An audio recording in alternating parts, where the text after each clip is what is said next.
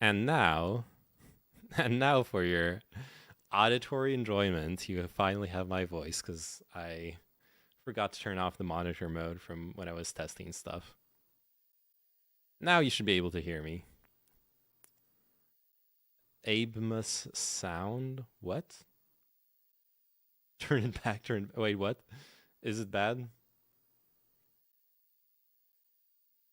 I wanted to just hear the piano sad guy. This piano is so good, but I don't deserve it.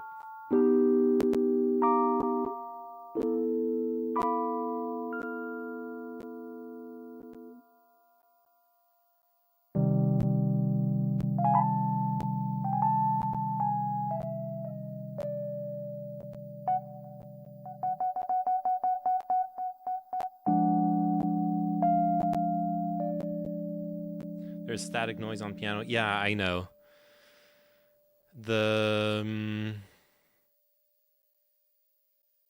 I don't quite know what's wrong, but I'm getting like a shit ton of noise through the piano. Yeah, it's not the gain.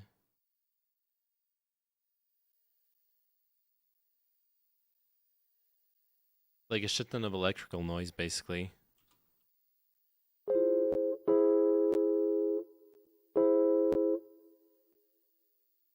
Bro, you don't know Habemus Papam? No, I don't. I don't at all.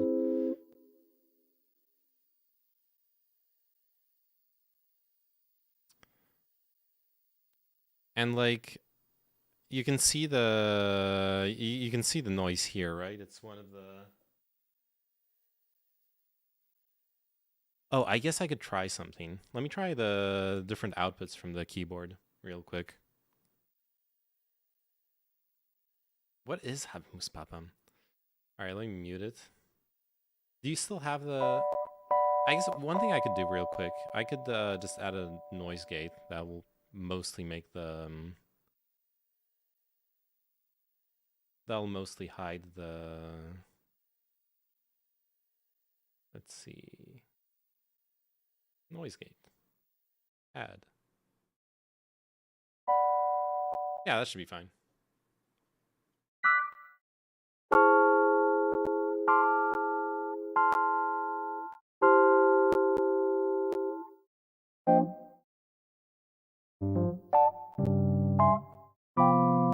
There we go. Let me know if when you get back on U.S. politics stuff, I got a few memes I can send you. Yeah, for sure. Dude, send them now. Send them now before we get into the Tate stuff, because I'm ready to get tatered out.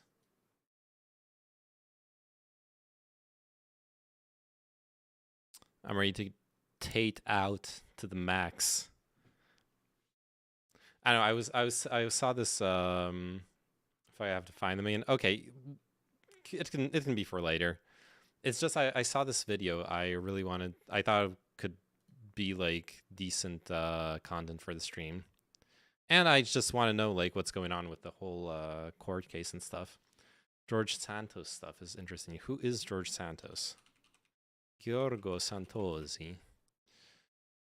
Complaint filed against Representative George Santos. George Santos faces calls to resign from Long Island GOP leaders. Uh-huh.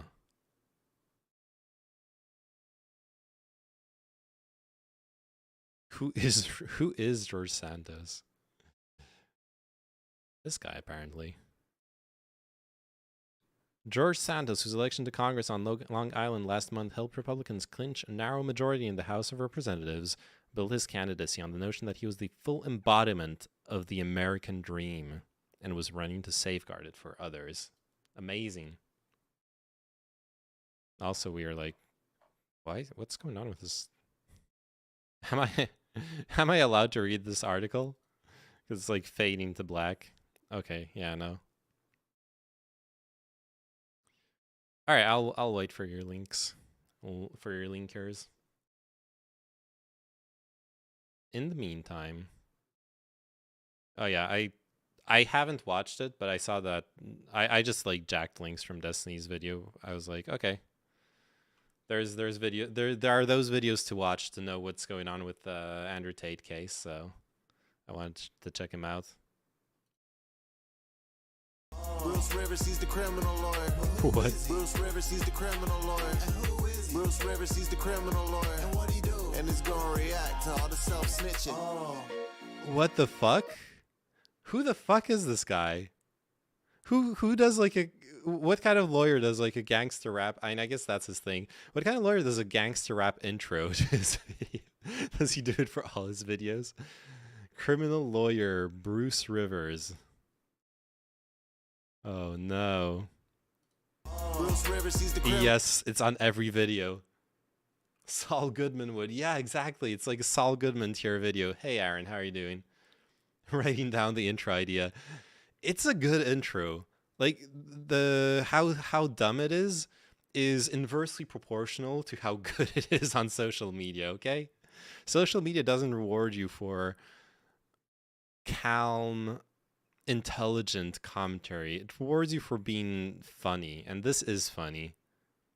This is absolutely the correct approach, as far as I know. I'm not an expert. Damn. Who is he? I need to Google this guy before watching this video. Bruce Rivers, attorney. I found it. The upcoming Supreme Court case, Moore versus Harper. All right. Rivers Lawyers, Rivers Law Firm. Okay, if he doesn't do, dude, this is such a missed opportunity. Add the rap track to your website. That way, when someone's like, shit, I need a defense lawyer, they know you're a real G. Truly a missed opportunity. Well, he does link to his YouTube channel in the top left of his website. He's got his socials up there. Yeah, sex crimes. Thank you, Bruce Rivers. All right. We got links. And back to Bruce Rivers. I'll check it out after skits if you don't mind. Property crimes. There's property crimes, but then there's property crimes. You don't want to be improper with your crimes. They clearly haven't had their website. Dude. Okay. I fucking hate this guy. Those buttons don't work. Those buttons. DWI, isn't it DUI, driving under influence, not driving with influence? Driving with influencers. Oh, it kind of could work as driving with influencers, because this could almost be like the outline of a smartphone. Like someone just holding up an iPhone while driving and crashing and murdering a family of 5. Yeah, I got a DWI, driving with influencers. It's a super important case that could redefine how federal elections are done across the US. Okay, I do need to check it out then. Jesus. This guy is actually Saul Goodman. This is actually IRL Saul Goodman. Hi, why do when I spread my toes apart it smells like vinegar? Have you tried not dipping them in your pickle jars? I'm throwing that out there, okay? I don't want to throw shade on your hygiene habits, but you know, don't make the biggest mistake. In criminal defense, everything depends on your choice of lawyer. People who choose poorly or have no good choice are the people who go to prison, whose lives are put on indefinite hold. I do appreciate that. I do appreciate a lawyer who has no confidence in the justice system, who simply believes that whoever wins or loses depends on how good their lawyers are. At least it's someone who's realistic, okay? He isn't trying to bullshit you. He's like, dude, you either got money or you're going to prison. How else do you get the pickle flavors you want, though? True, true. Who would want to lick a non-pickled foot? That's I only suck on them toes if they got that Polish pickle taste. Okay. When you're in trouble, we're in control. Bruce Rivers of Minneapolis has every important credential a defense lawyer can boast. Certified. That's a good thing. Yes, he's certified. Experienced. Okay. Successful. All right. That was actually more entertaining than Dude, is he I should turn off the dark reader. Who is it normal to have like the direct credit card contact thingies on your websites? Like you're not going to pay him from the website, are you? I'm still shocked at the like typos on the website though. This is very professional. Okay. Now we have an image of who this guy is. Let's see what he has to say about the Andrew Tate court case. Hi, this is Bruce Rivers. Welcome to another fun-filled episode of Criminal Lawyer Reacts. I'm Bruce Rivers, board-certified criminal defense lawyer. Today we're reacting to the judge's order on Andrew Tate. But before we do that, this is brought to you by eSign.com. eSign.com is an excellent way to have documents signed remotely. You don't have to come into your office. You can get it signed remotely and execute whatever transaction you're trying to do. Today we know how successful and cool he is. Dude, that is like every single lawyer ever. That is the only thing they care about is showing you how successful and cool they are. And a lot of doctors too. It's like they got a Rolex, they got a car. They're like they're like societally useful Andrew Tates. Also, he's an American lawyer talking about Romanian law. Yeah, come on. I'm sure that's not going to matter at all. Reacting to the judge's order on Andrew Tate.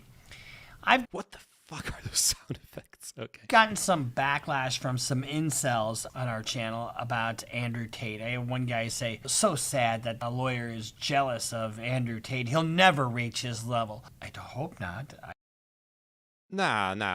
Okay. I could see, you know, the Undertale fandom being a bit toxic. I could see the K-pop fandom harass someone who criticized their favorite K-pop artist. But Tate fans, they're so well behaved. I can't believe that this guy would be harassed by Andrew Tate fans for criticizing the top G. That makes no sense. I don't believe it. It cannot be true that OYU is real. No way. Hey, Scoopsuru, how are you doing? Yeah, I'm getting back. I'm getting back into it. I don't want to be in a Romanian jail cell where 56 other guys are in the same toilet that's in the middle of the fucking room. I hope I don't reach this level. Some of the detractors have been saying that I take things out of context and, you know, what color is your Bugatti? And whatever. And so... All right, let me turn on this light.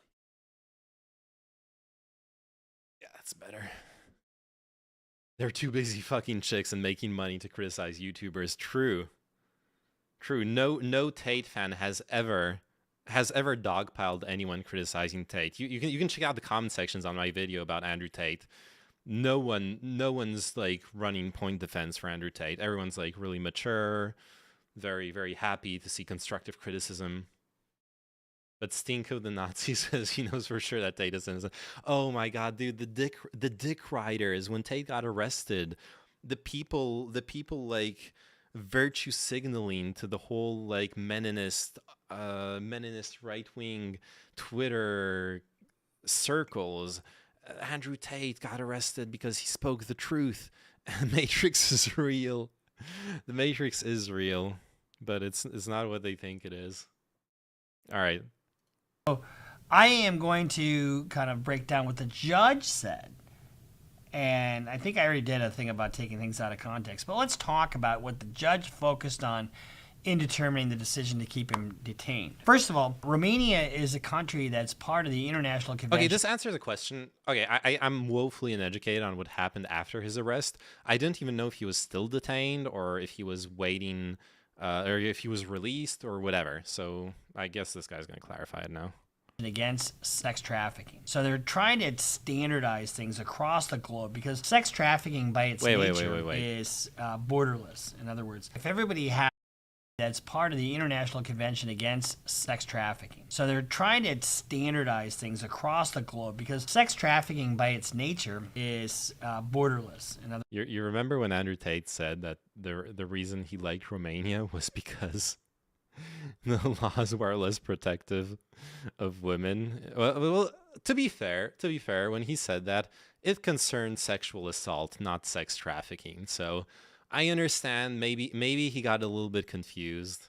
I can grant him that. I think they asked to extend his detention, and the judge approved it. Okay, it makes sense. He's someone who could leave the country very easily, right? Usually bail and releasing people when awaiting judgment, and that it depends a lot on how likely the person is to run away.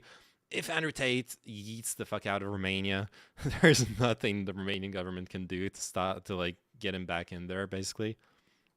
In other words, if everybody has the same type of structure against sex trafficking, it should work as a kind of a global thing to prevent it. If there's a safe haven for sex traffickers, that's where they'll go. So that's what the idea is between that international convention. First, the judge references the definition of human trafficking and the protocol regarding prevention and repression and punishment. Human trafficking, especially of women and children, in addition to the United Nations Convention. The judge starts out by talking about the definition and where the law comes from. But then he starts talking. No wonder they want to take out the top G, the Tate. He's not the type of man who would worry about definitions, okay? If he was the judge, he would have already gotten into a rant about how, I guess, I don't know, freedom, men being an alpha. He's just grinding. He doesn't have time. He doesn't have time for definitions. Okay? Like the judge is already losing. Andrew Tate could go to prison, but the judge will know deep down in his heart who is the actual alpha male. Did you check his music video? No. Oh no. I guess I have to now. Link it to me. I'll cue it up. About concrete danger for the public that they present. And even if the defendants are not known with criminal past, the charge represents a state of normality that cannot justify, in context of the present case, the release of the defendants at this procedural moment in relation to the high gravity of the alleged crime of human trafficking and the creation of a criminal group organized for which they are investigated. And then the other thing he talks about in the order is the judge talks about, we had that stuff that had happened in London. Well, the judge says even though that's not a crime, it cannot be ignored. So he's using that, and he fled to this jurisdiction, and he's also using the fact that he's talked. Wait, what happened in London? I'm actually really confused. It's not as good as Instagram poetry, unfortunately. Oh no. That's disappointing. The Instagram poetry was really good. In videos and flaunting flight. He talks about that in his order. If I fuck up and England wants me in jail, I can fly on a Nigerian passport, or an American, or an English, or a Polish, or an Estonian. I have so many passports. What, are you going to block them all? Oh, no. Okay, yeah, see, the governments really love it when you brag about being able to go around their laws. They love it. You posting this kind of stuff on social media, really, really good for your criminal career, even for your legitimate career. I mean, great. Like, please list all of the different passports you have so we can actually tell customs to block all of them. Oh no. Gee, what you doing? Damn. That is something, all right. Not to mention, by the way, a lot of countries don't approve or like the legalities of having multiple nationalities are very, very specific, okay? I know this isn't something that concerns most people. That's why I'm going to go into a little bit of detail. Some countries allow double nationality. Some few countries allow 3 nationalities. To my knowledge, there's no country that will be okay with you having like 5 fucking different passports. Considering that, you know, a passport is a nationality, basically. Like you can't have a passport if you're not a citizen of that country. So all he's doing by posting that is bragging that he's lied to a bunch of countries, a bunch of like immigration officers about what his citizenship status was in other countries. Everything he is doing is consistent. But here's even the kicker. Looking at private videos that are part of the police file, from the the following passages from the context of this content, there is no doubt a deep lack of respect for the legal norms and a total indifference to the social protected values that the defendant gives proof of. Oh no, not a court in Romania. Internationally respected Romanian courts. Put me in jail. Get me out of jail. The law says you're guilty. I said get me out of jail. Don't go see a lawyer to talk about the law. I have committed multiple felonies. How much does it cost to make this all go away? But also the Gosh, yeah, I've seen those clips. It's out of context to make it faster, but yeah, he's basically bragging about how he'll be able to bribe himself out of any Romanian court. Yeah, those things will influence your bail decision. Actually, it turns out those kinds of statements, judges will take them seriously.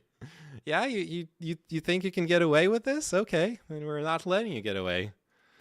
Of disregard towards women in general, which he perceives only as a mean of getting his content released. In other words, making money. The judge cannot agree with the support of the defense in the sense that the video contents presents only one character and cannot be taken into account since the defendant exhibits the same attitude in the Oh no, dude. His legal defense is literally it's just a character. I'm just trolling, bro. I'm just trolling my videos, bro. You can't arrest me for that. Come on, bro. Oh no. They like his lawyers actually have to present that to the judge. Like, here, judge, we're sorry, but our client swears it was just entertainment. It was just a joke. It's just a meme. It's the Alex Jones defense, yeah. Perfect opportunity for a corrupt country to make a show of how they're cracking down on corruption. Regardless, he's probably effed. Yeah, the truth is, it's not like he's wrong. It's not like there aren't problems with corruption in many European countries. I don't even want to just say Eastern European countries. I can like think of recent French cases that clearly show some level of corruption or power brokerage. In France, supposedly, you know, like a modern Western country, etc. So I have no doubt that there is a lot of truth to the bullshit Andrew Tate was saying about the rating system. But if you're gonna flaunt it like that, yeah, they're gonna make an example out of you. I don't think there's a country that doesn't have an issue with corruption. Yeah, some just more than others. Yeah, exactly. Relations with the injured persons and is evident from the content of the conversations that are in these criminal prosecution files. The defense had made an argument. You can't really look at what he's saying on those videos because that's just a character that he's playing. Well, the judge has also looked at some private files, and the judge says, I can't ignore it. You know, you look in some of the thing, he shows you his 7 passports. I mean, who has 7 passports? And if you look at, we'll show you some video. Let me check something real quick. Let me, because I said earlier there's no country that will allow you 7 passports. And okay, where are we at? 4 minutes 39. I want to just go back real quick, and yeah. So America, I think. Hey, Frank, how are you doing? America only allows 3 citizenships, if I recall correctly, or maybe only 2, and only with countries that have like a treaty with the USA. How many citizenships can a U.S. citizen have? And I know this because it directly concerns me, right? I'm a U.S. citizen. I would like to have French citizenship. You can have as many citizenships as you want. Oh. Oh, wow. Okay, the US doesn't care about it. The US, apparently, according to those articles, the US allows triple citizenship, allows perhaps even as much citizenship as you want.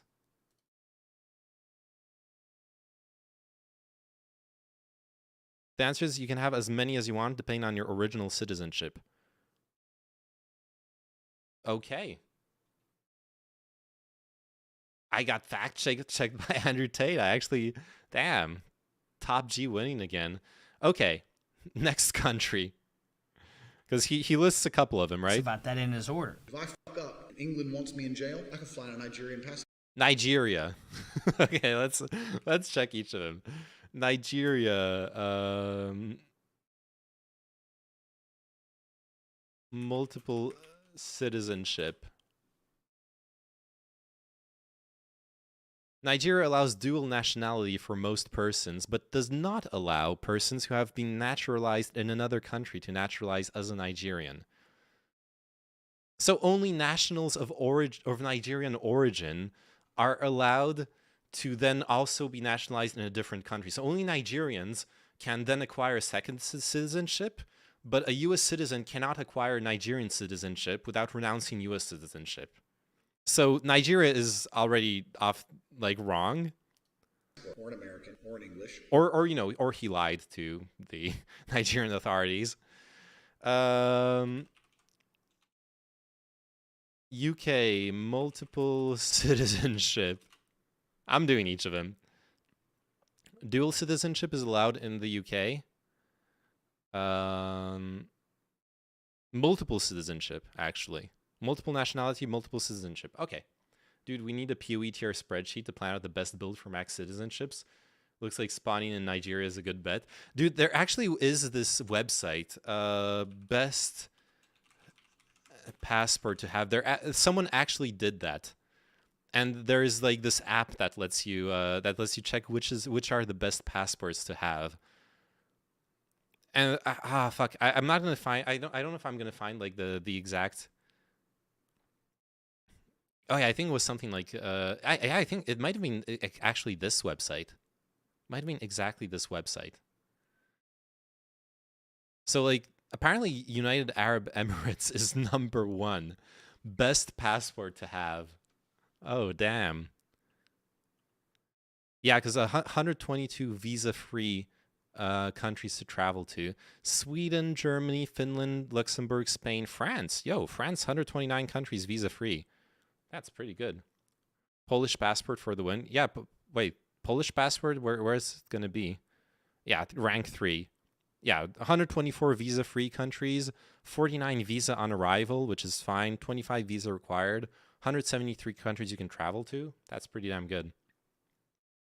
What passports do I have? I only have a U.S. passport. I'm only a U.S. citizen right now. I need to apply for French citizenship.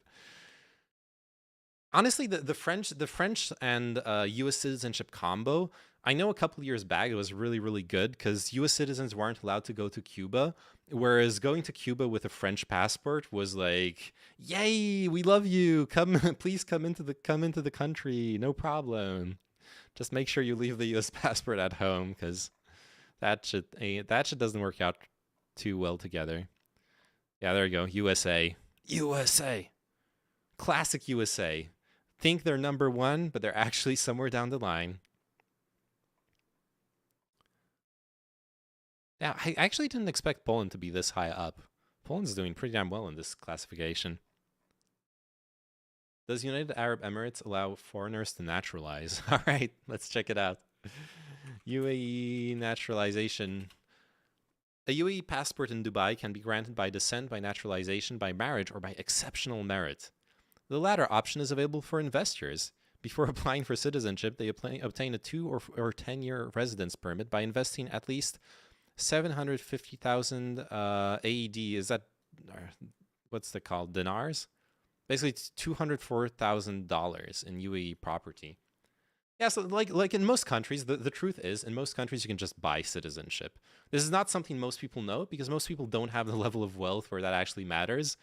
But almost any country, if you're ready to spend a couple $100,000 on like buying a house or whatever, and then you show that to the authorities, like, hey, I invested in the country, I'm rich, I'm here. They're gonna be like, okay, here's all you need. Here's your passport. Here's your residency. Whatever. You have a cut to cut off a 12-year-old's clitoris as an initiation. I actually was looking for some reason yesterday. I was looking at Bahrain. I was actually, okay, this is completely off topic, but I was surprised. Bahrain is surprisingly decent. It's still a shit show, but it's surprisingly decent when it comes to human rights and women's rights compared to its neighbors. So, it's not saying a lot, and it's really not that great. But I was surprised. I was like, because like at this point, if you're woke, you don't really want to visit Dubai. You don't really want to visit Abu Dhabi. You definitely don't want to visit Saudi Arabia. Bahrain isn't great, but it's not. It's like kind of the best one in the region from what I was reading. Anyways, back to Andrew Tate. Okay, I believe him. Okay, Andrew Tate has like 7 fucking passports. He figured it out. He used that website we just looked at. If you're actually woke, you wouldn't want to visit France. True. They don't execute you in public. Yeah, and yeah, like the journalists they arrest for criticizing the government, they just got arrested. They didn't get executed, They didn't get killed in an embassy in another country. Wow, incredible. Hey, Leslov, how are you doing? All right, let's move on. Why does he need all this stuff? Well, I'll tell you why. Because he fled one jurisdiction, and he's worried about people coming after him. Cops in general. Regarding the need to prevent the commission of another crime, purpose mentioned in enumerated paragraph 202, blah, blah, blah. The judge notes the situation by which his conduct prior to committing the act is the subject of the case.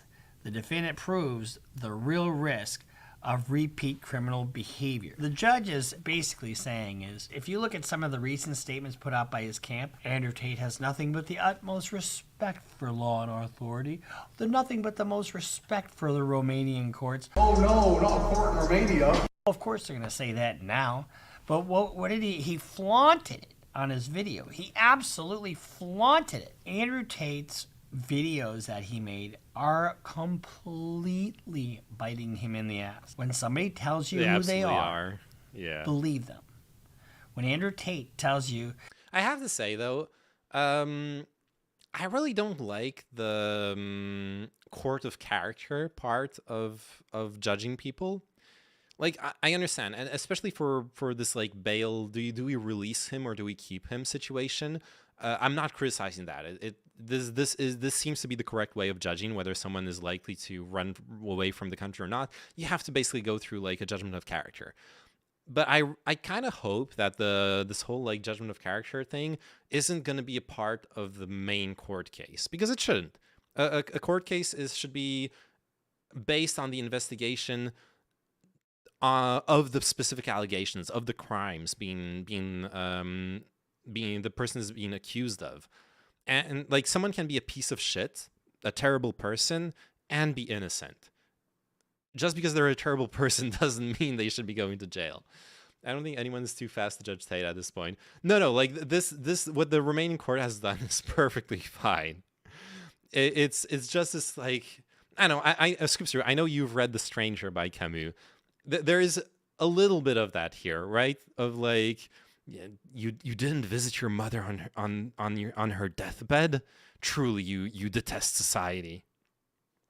That being said, I would take the stranger's main character as a good I would consider him a good person, okay? I would consider him a good person. I'd prefer to hang out with him a million times over Andrew Tate. He's got 7 passports because he could go to Romania. I could go to Bulgaria. I could go to Sudan, wherever the fuck he says he's going to go. He's so full of shit.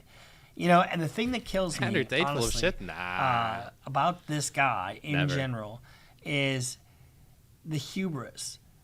And he not only preys on these women, but he preys on these young guys with no self-esteem, and they just think he's the bee's knees. Oh, look, he's driving a That's his Bugatti, business model, you know, dude. and he's doing this, he's doing that, and he just has money. That's literally hand his over business fist. model. Well, you can make money hand over fist, but if you have to look over your shoulder, that's called short money.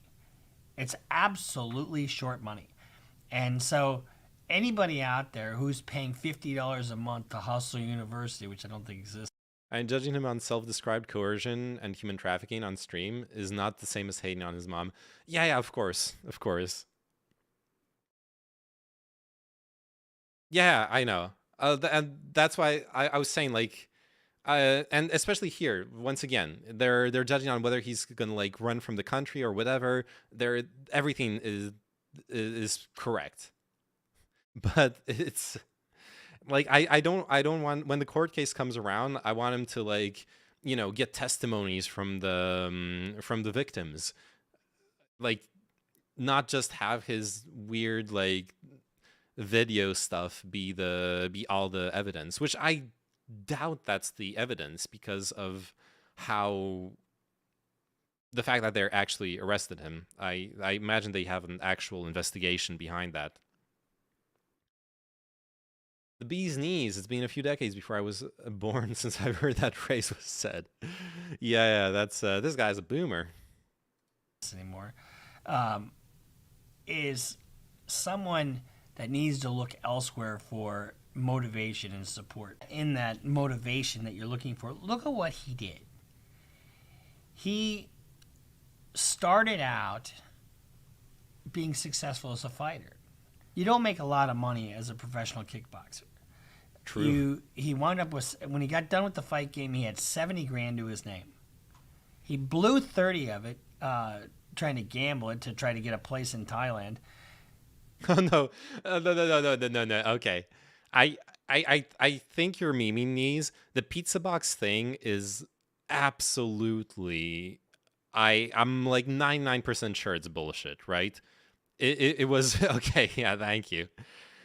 Like, someone started that rumor. I think it was fuck, I forgot her name. It was this journalist lady who's famous on Twitter. She like started the rumor that it was the pizza box that got him grabbed because she thought it was like a funny idea. And then people ran with it because it is a funny idea, but it's also a really stupid idea. Like you think the country, you think they don't check passports when people come into the country, that they don't know Andrew Tate came back into Romania? People will say that about poggers one day. Yeah. Like, come on, dude, you can't have cars and a big house and still hide in the country. Yeah, it's insane. I liked it too, okay? It made me laugh as well, but very quickly it was like, wait a second. Wait a second. They're not using pizza boxes in like Instagram clips to find people. And they could. People have like self-incriminated using social media, but I don't think that's the case here. They didn't know which of his 20 passports he used to get in, though. True. He doesn't even say if he has the same name on every single passport. Normally you should have the same name on all of your passports, but yeah. Greta sends her regards. Dude, Greta is a stone cold killer. Watched a bit of the Destiny debate with Pearl and some other strange people. So crazy that chick literally believes trafficking doesn't exist. It's a choice. I have not watched that. I did not know he had a debate about the sex trafficking allegations, but that sounds like the kind of person he's capable of finding and having on stream. I don't know how he does it. Like, Destiny's really good at finding the craziest, wackiest points to argue against on stream. He will, yeah, that sounds perfectly on brand. The choice thing is nuts because I guess you believed in slavery is a choice as well. Yeah, if you signed the slavery contract, right, then it's perfectly it's perfectly fine. Like libertarians would believe that to a certain extent, right? Like true libertarians. Everything is just a contract, and if it's a contract, then it's perfectly consented to.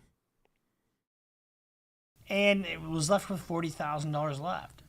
He was going for the quick money. He was selling drugs for a short time. But fighting wasn't paying the bills, sold drugs, whatever. I imagine. I have trouble imagining Andrew Tate selling drugs, like drugs. Maybe someone with his image, I could see him being like the shitty cocaine dealer at the club. But the one thing I'm thinking of, like hearing this, is he was selling fucking steroids, right? It's a huge business. If you're an athlete, if you're in athletic circles, going to gyms and stuff, it's a huge business, dealing steroids to people. So I could see that being his business for a while. Does this webcam thing and didn't do it. I mean, the webcam business is not illegal by itself, but to do it the way he did it, and with the deception and the fraud that he engaged in, because that's his MO. That's his MO. He has to get the quick money because he didn't. I like his have watch. The and it's a bit too much, but skill. Why, I want to say he didn't have the skill set to do it right, but he probably did. But just he got greedy, and I mean, why would you tie up all your money in 33 cars, as he said? I think they just seized another 4 vehicles. He's put himself in a very vulnerable position. The funniest thing, this guy is right. Why would you tie up your money in 33 cars? Cars are like the most depreciative asset you can possess. You take the car out of the dealership, it's already lost half its value, and it's gonna like lose 10% of its value every year, basically. But the funny thing about this, I think I am in Andrew Tate's head. Okay, I know how he thinks about this. I think he believes his own bullshit. I think he sniffs his own farts. Okay, so when Andrew Tate does those videos about how to get rich quick, when he's talking about how, damn, I might have forgotten to add the overlay for the sound alert. I'm sorry. Oh no. Wait, damn that, stop. I need to fix something real quick. I'll scam. I'm sorry I scammed you. Dude, when Andrew Tate is buying like 33 fucking cars, you know what he's actually doing? He's investing. He's investing the same way someone like a failed streamer like me will invest in streaming equipment. The same way a failed musician will invest in music gear. Except that for him, it's actually part of his business model. He needs to appear obscenely rich. He needs to film fucking TikTok videos with a Bugatti. Except like smart people do that. They just rent the Bugatti for a day, and then they film their TikTok videos, and then they upload that. They don't feel the need to actually own them. But I feel like that's what's going on here. I think that's the thing. Okay.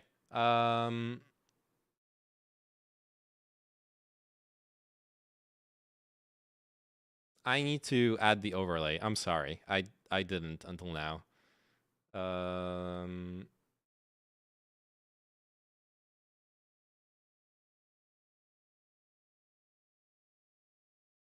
Wait, where's the fuck?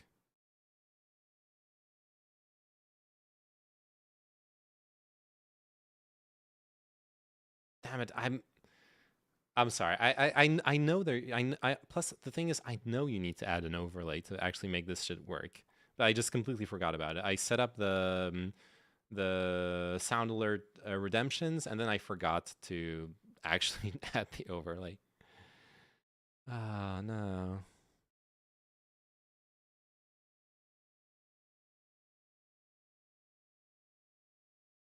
I can't find the link, the overlay link.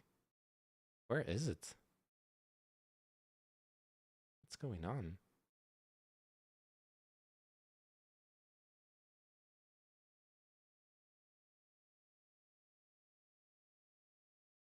Dude. What are we talking about? Yeah, we're talking about Tate. No one bats an eyelid when women never wear the same dress twice, and when Andrew doesn't drive the same car for more than a week, he's crucified. Double standards much. Exactly. Thank you, Sign. Thank you for finally defending men's rights. Okay. What am I doing wrong? Where are... Oh god, I need to just do the tutorial. I'm so sorry. Let me fix it. I'm so fuck. I'm putting markers so you can edit this bullshit out. First steps, because I'm a noob. Should I just install the Twitch extension? Will that make it work? Let me see. The fair and balanced take. Investigating tutorial. Dude, I'm ashamed of myself here.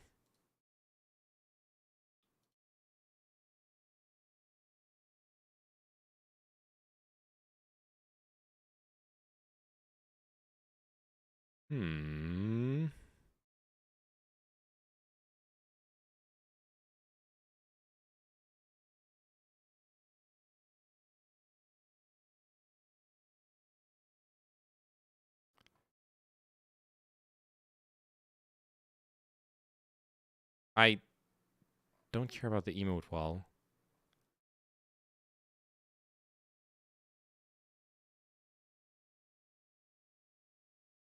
How? Oh yeah, browser source. Thank you. Finally.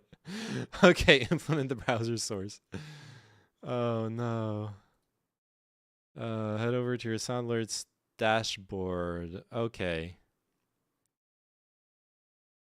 Yeah, right now I'm using, okay, copy this, and we're Gucci. The sidetracks are getting so long this episode. I'm so sorry. Hide just in case they don't hide it. That would have been smart, but I'm not a smart person. Okay, finally. Adding browser source. There we go. Sound alerts. Add source. URL. Copy paste. Close. Boom. Make it smaller. Okay.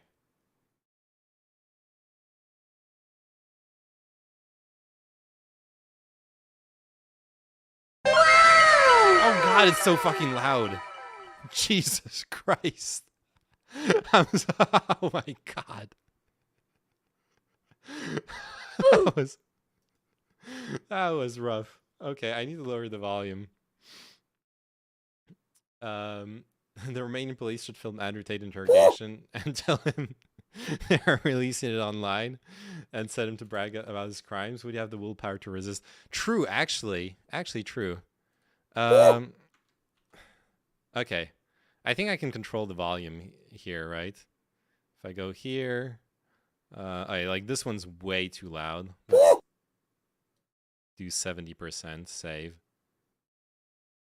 This is awesome. I need to lower, dude. I need to lower the cost of the gnome. The gnome's short. Let's do wait, what, where, what?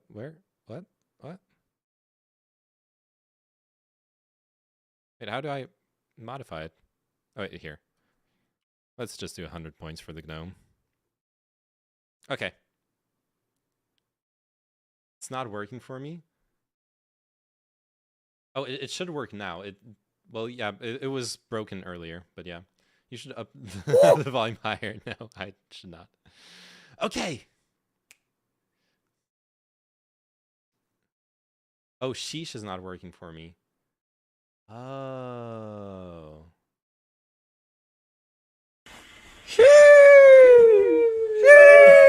Okay, God, this one's super obnoxious.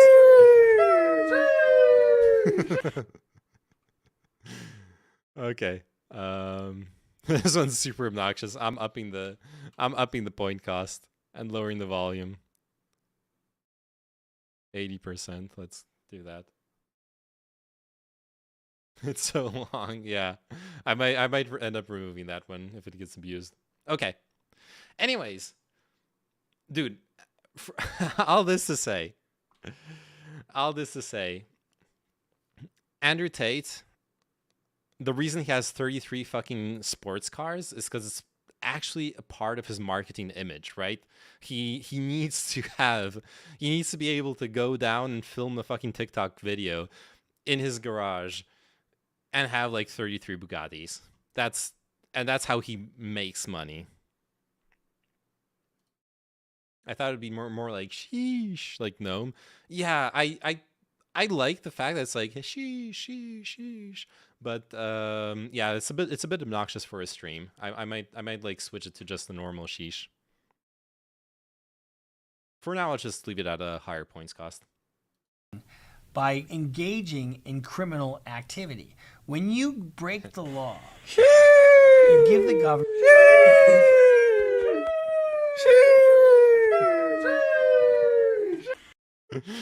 Yeah, a gym trainer needs needs a good body. A useless waste of space manosphere preacher needs 33 cars. It is what it is. Exactly.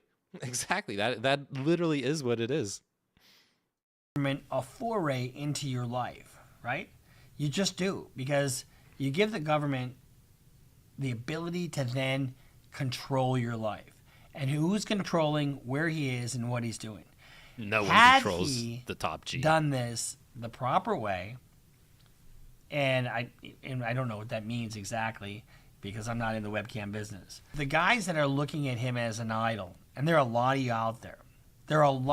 I don't have, Bugatti money. He does. He literally does have Bugatti money. Have you seen? Oh no, Bruce, my man, Bruce, my man. For those who missed it, let's throw it up again. The intro to this guy's videos. Look at this.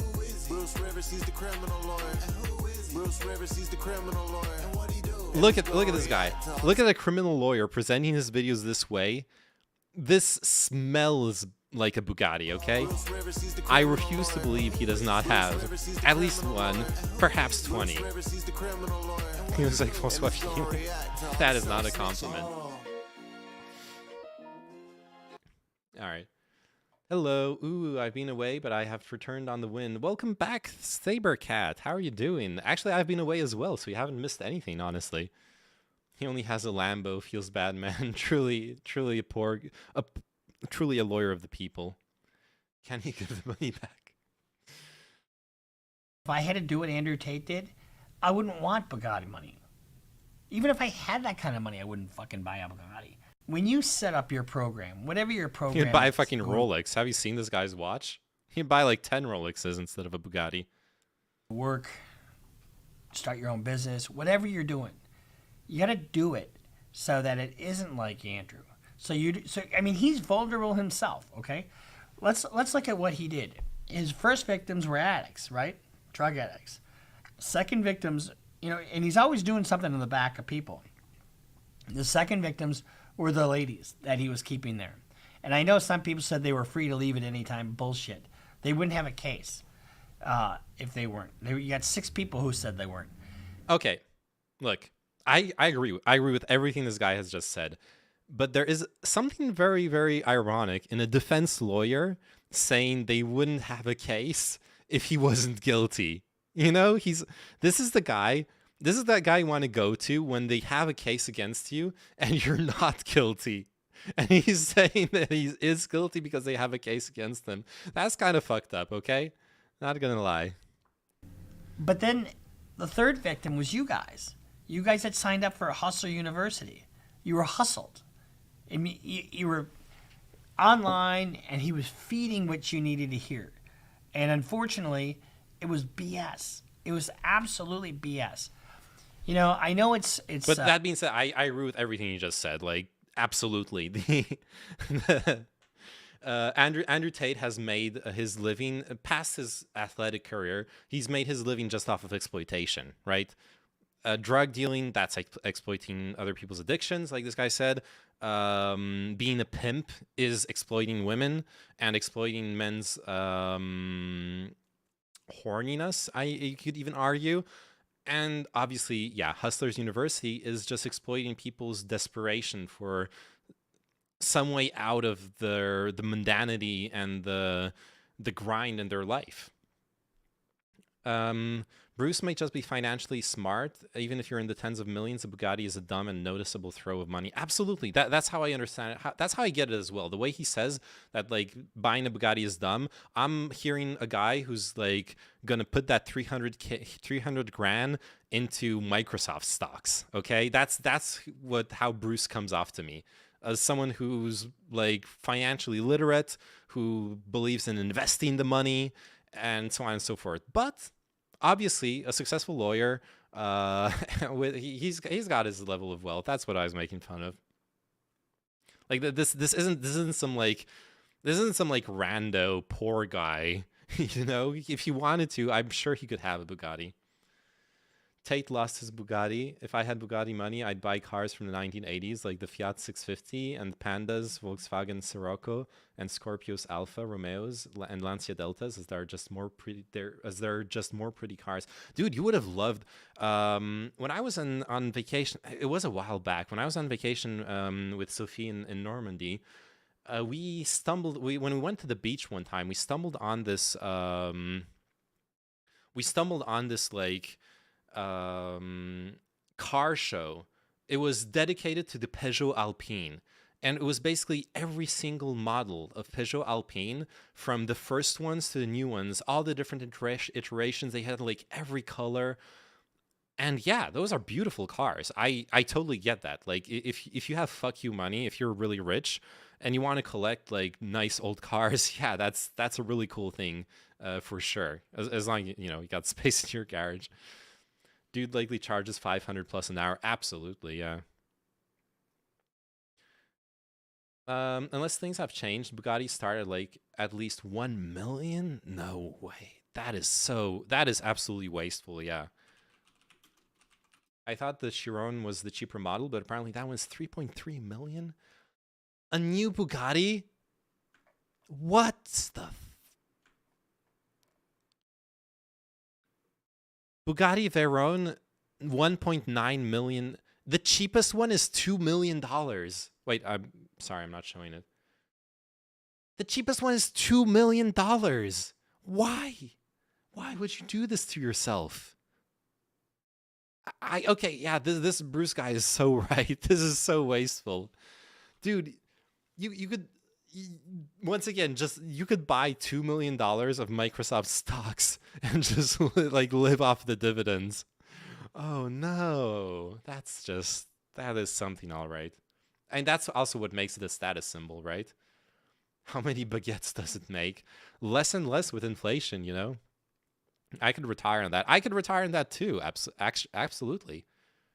Yep, Veyron was one of the first people we're aware of, and it's over 1,000 horsepower. It's not some premium car. It's a genuine supercar. Damn. Also, Aaron was saying in the YouTube chat, I think if this man had the money, he would fund 10 more commercials for his lawyer hustle with notable celebrity cameos. Yeah, I would watch them, okay? I'm sure the commercials this guy would film would be dank as fuck. Speaking of cars, hot take. What if Musk actually is a genius and this whole thing he's doing is a way to get the right to embrace environmentalism? Oh, because he's going to get, like, right-wingers to defend electric cars? Is that the idea? Here's a short video from the first successful independent movie, Gone in 60 Seconds, and the guy in the scene was a self-made millionaire, and his scene has his car collection, which has over 100. La voiture noire is Batmanish. Damn! That literally is Batman's car. That is... I really don't like the look, but it's an aesthetic. I can't deny it's an aesthetic.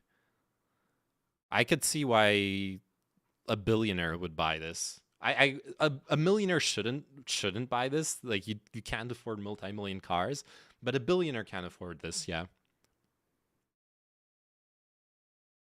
For reals, it's all righties driving Teslas in Florida. Driving a Tesla is more and more synonymous with the Confederate flag.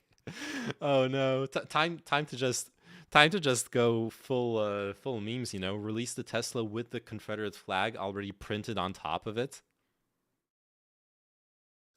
All right, let me check out your link, Sabercat.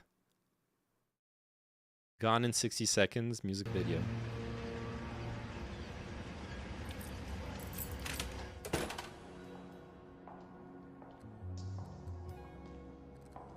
Oh, so this guy's the self-made millionaire? And this is his garage?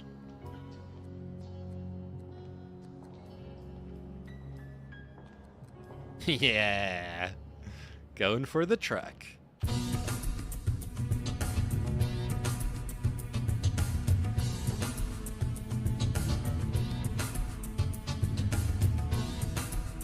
Man.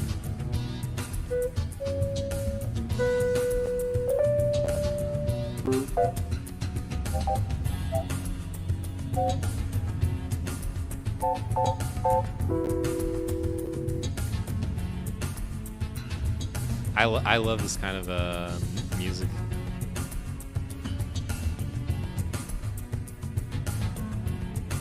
The corny 70s, 80s vibes.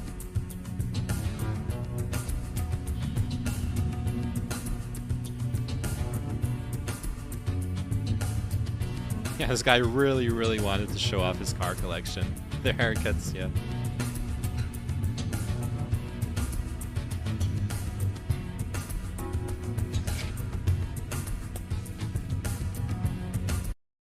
Was a 5-year independent movie. He started in 1969 and was completed in 1974. Damn, that's Did it get like Did it actually get shown in theaters?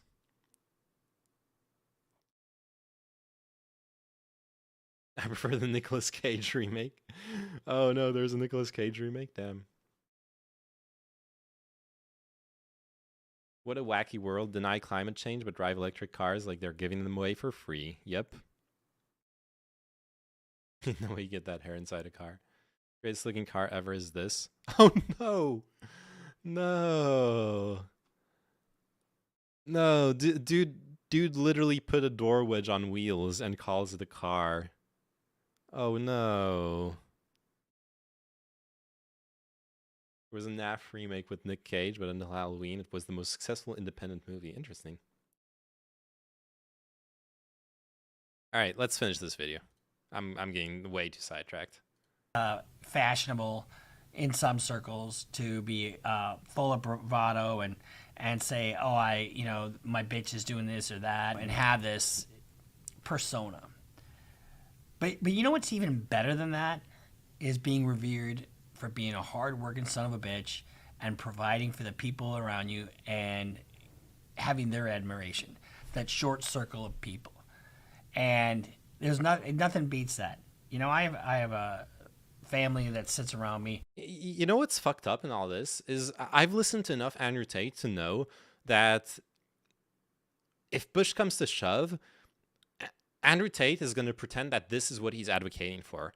He's advocating for this, for being like properly respected by the people around you, being like a good person to the people around you.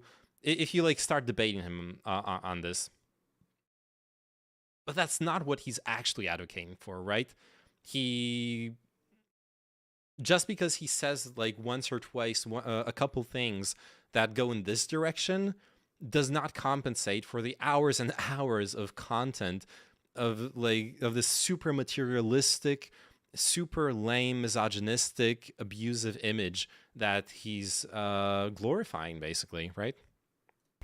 And I try to make sure every one of them is taken care of, and I do it through legitimate means. And you know, it wasn't easy for me to go to law school. You know, when I went to law school, I had shitty grades coming out of college. I didn't think I'd get in. And when I got in, I thought they were going to put their hand on my shoulder and say, look, we made a mistake. But I worked my ass off, and I really liked law school, and I grinded it out. And it was like 7 years between my first year of college until the end of law school. And by doing that, guess what? I was able to set up my law practice, And I've been doing this Amazing. for 25 Okay, years. now this guy's just like, And I'm not glad for him, but now he's just like jerking himself off. Cool story, bro. I hate this guy. I like him. Okay, I mean this ending to the video is a bit whatever, but I like him. I like him. Have you seen the intro, Roser? I'm pretty sure you just tuned in, right? Like, check out the intro and tell me you hate this guy still. It's Bruce Rivers. He's the criminal lawyer. How can you hate him?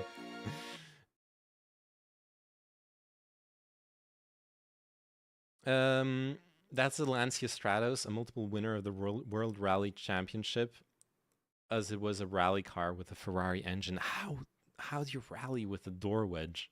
That's insane. Bruce Rivers is on site. All right, that was a breakdown of what's been going on in Romania. Let's check out this video real quick. I might have to speed through this one, like though. Some Reddit type of thing. What the fuck is this? Okay, it's bringing. Okay, I know DJ Academics is this like is just another like streamer React chatting guy. I have no idea where he stands on the Taterdom. Top Gear Lancia Stratos. Here's in 3 minutes why it's the greatest sports car ever. All right, okay, let's do a little sports car interlude, and then we're gonna get back to the Taterification. So now, can we please move on? Oh, also, I might not. This is a Stratos. Stratos. I might not be able to like actually watch this until the end because of Top Gear. It's copyrighted. I'm gonna have a little issue, but I'll try. Stratos. My life for Ior. Tate's want to be your sugar daddy. You know what? Tate wants to be my sugar daddy.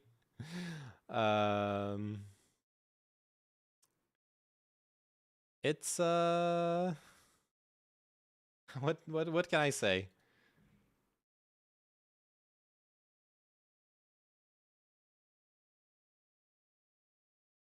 He's got money, okay?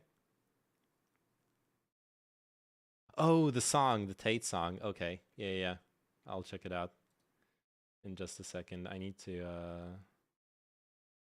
do this. Okay, yeah, right. All right, let's do the Tate song then. Let me do this first, and then the Tate song.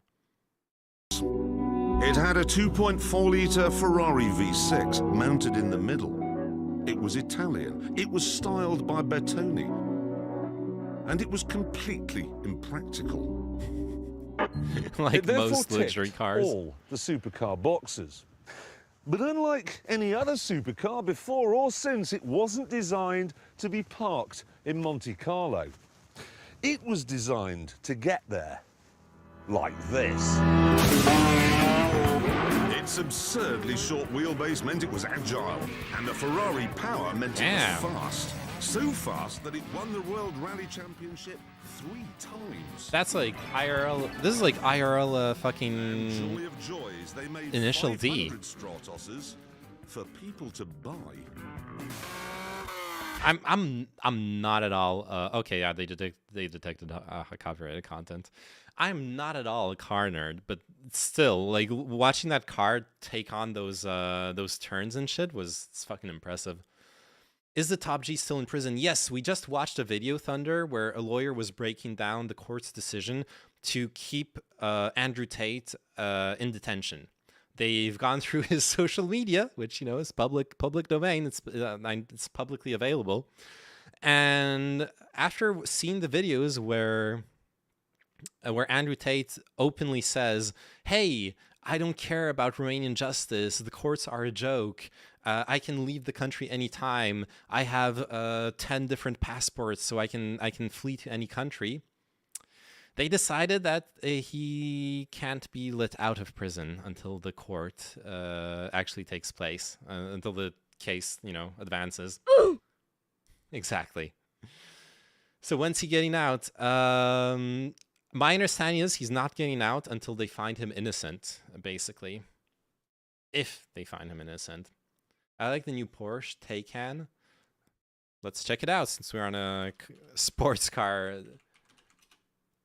vibe. Porsche Taycan model overview.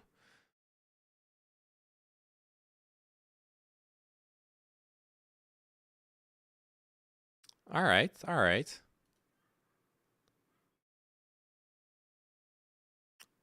I like the shape. It does look nice. It's got the, oh yeah, it's got the Porsche ass. Oh, it looks like it's crying. Is that the same with Tristan?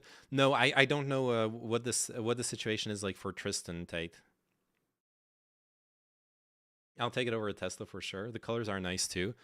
Yeah, the colors are nice. Yeah, there's like, and they're classic. There's salmon. There's like gray silver, dark blue, light blue.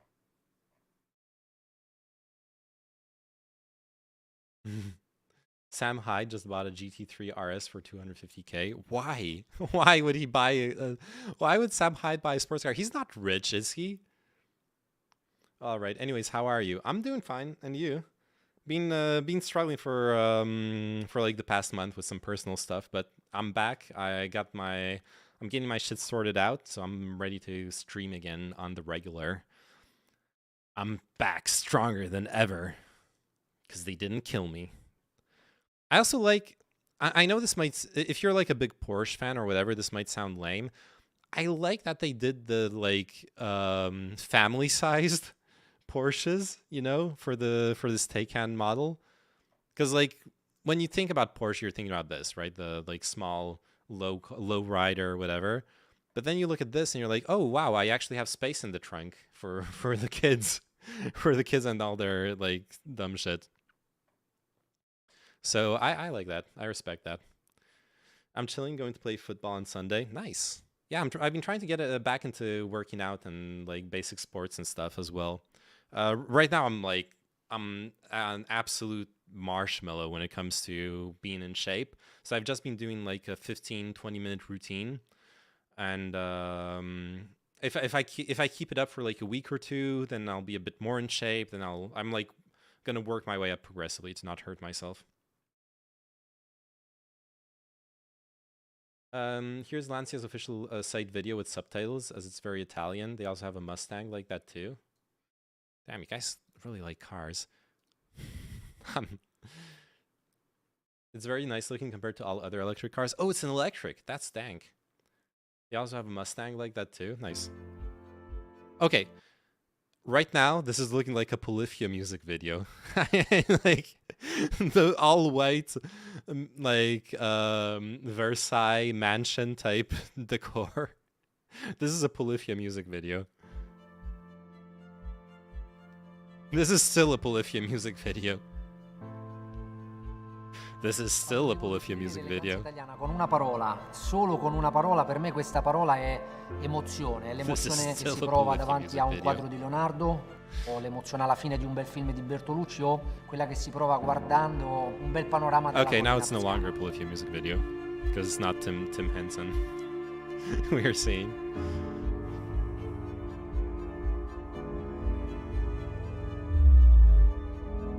This is 10 minutes long. Okay, Sabercat. Alright, we're gonna check out like what the car looks like, and I'm not gonna watch all of this. Vogliamo fare del brand Lancia un brand credibile, un brand rispettato nel mercato premium europeo. Right, that they just showed. Nous designers, nous avons décidé di nostra gamma tutte insieme di They just shows cars. Il nostro logo come frontale notre marque Lancia dall'altro. Penso per esempio al calice della Delta. Qui interprète bien Oh, they're going like through they're going through the history of the design. That's what this video is about. Ed infine, So they're not like showing one specific car. They're just going through the different concepts of the design and stuff. That's cool. Boom. Oh yeah, Andrew Tate music video. Let's go. This is also going to be copyrighted, by the way, so I don't know if I can play it until the end, but.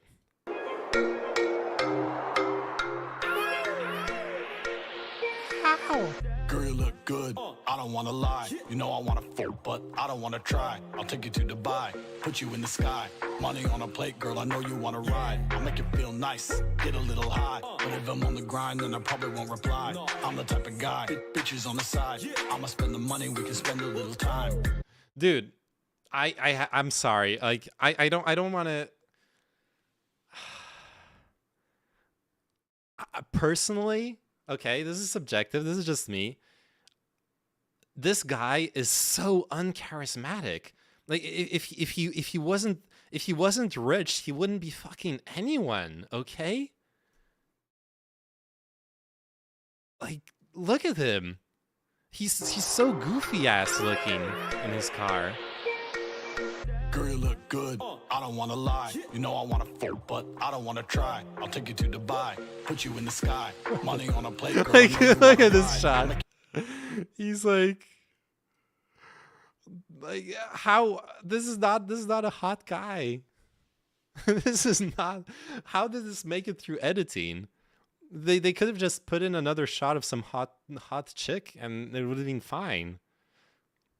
I know you wanna ride. I'll make you feel nice, get a little high. But if I'm on the grind, such a then goofy shot of him. I'm the type of guy, bitches on the side. I'ma spend the money, we can spend a little time. All you gotta do is ask me, and I can make you look classy. Oh, I've heard this. Second that you walk past me, I turned the whip around, I had to get you in my backseat. They call me Mr. Plenty. Check the leather on the Bentley.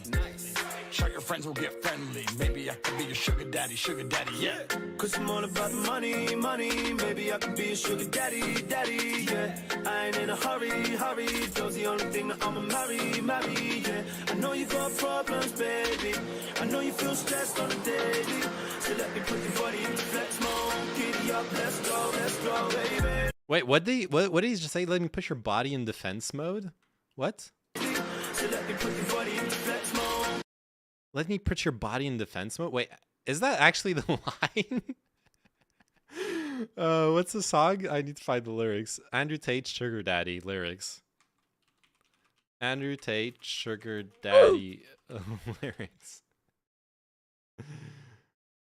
Wait, that Mercedes has a plate that says movies only. Wait, really? No way. I know you feel stressed on a daily. So let me put Dude has 33 fucking sports cars and he can't even use one of them for his stupid ass music video.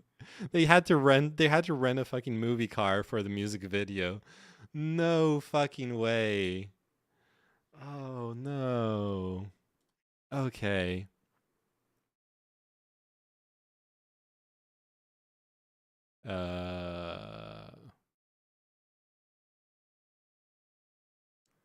Wait, I just want to see the fucking lyrics, dude.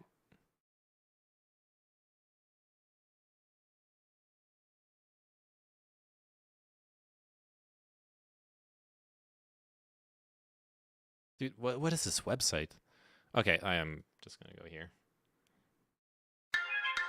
Where are we at? 56 seconds. Get a little high, but if I'm on the grind, type of guy. Money we can spend, you gotta do is ask me. And I can make you, and I had to get you, check the leather on the Bentley. Daddy, sugar daddy. Nice. I ain't in a hurry. Those the only thing that I'ma marry, yeah. I know you got problems, baby. Oh, flex mode. Okay, it's flex mode, not defense mode. Dude, you can't know with those people, okay?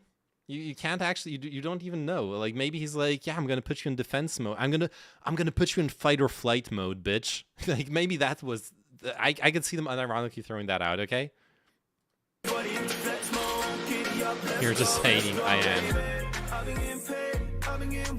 Tell me all your secrets, I'ma take them to the grave. I ain't gonna lie, I don't wanna wait. We can book a flight out later today. Where'd you wanna go? Where'd you wanna stay? We was in the shadow, now we're coming out to play. Anything you need, you just gotta say, baby girl, come roll with your sugar daddy. Wait, is he wearing shorts? Oh, no, it's just a short of jeans. Never mind. He definitely makes him in defense mode, yeah. Sugar daddy, yeah, sugar daddy, sugar daddy. sugar daddy, sugar daddy, sugar daddy, yeah. Who's your girl? Tell me she's your friend. Put her in the car. I got money I can spend. Give it a whirl. I'll have 2 sugar babies. I got how many punchlines? Andrew Tate's like in the writing room. Okay. I only got 10 punchlines talking about how rich I am. I need like 30 more. Okay, we gotta brainstorm this. We gotta channel all the brain power in this room to show people how rich I am. Not the most embarrassing right-wing twat with a music video. That would be Tariq Nasheed's and his K-Flex Wash Your Ass. No way. Tariq Nasheed has a music video? Oh, yeah, we're checking that out after. I can handle 2 ladies. Look lately, see the back of my Mercedes. Couple bitches, that's another reason for the fit. I just imagine him being in the middle of the road in London and some pensioners driving and sticks her head out the window to ask him to move out the way. Yeah. Oh right, the steering wheel's on the wrong side. Yeah, this actually is probably in London, right? To be fair, this is 90% of all rap lyrics. To be fair, a lot of rap is very materialistic, yes.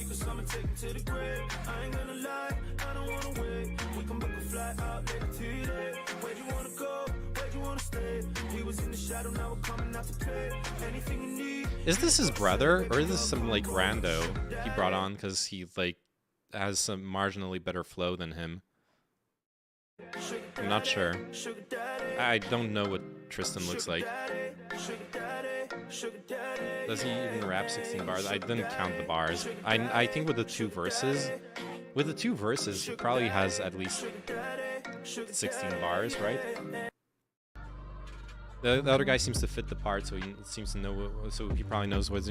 Yeah, like when rich people do this kind of shit, it's usually how it works, right? They'll hire someone who actually knows what they're doing to do the hook, handle a bit of the production, and like the parts that actually require technique, and then they'll do their like shitty verse. And so yeah, I figured that's what was going on, but I wanted to ask. It seems like he says 4 lines and it's 2 minutes of chorus. Honestly, I'm way too lazy to go through this again just to check out how much Andrew Tate actually raps in it, but you might be onto something. Tariq Nasheed. Okay. Tariq Nasheed. Wash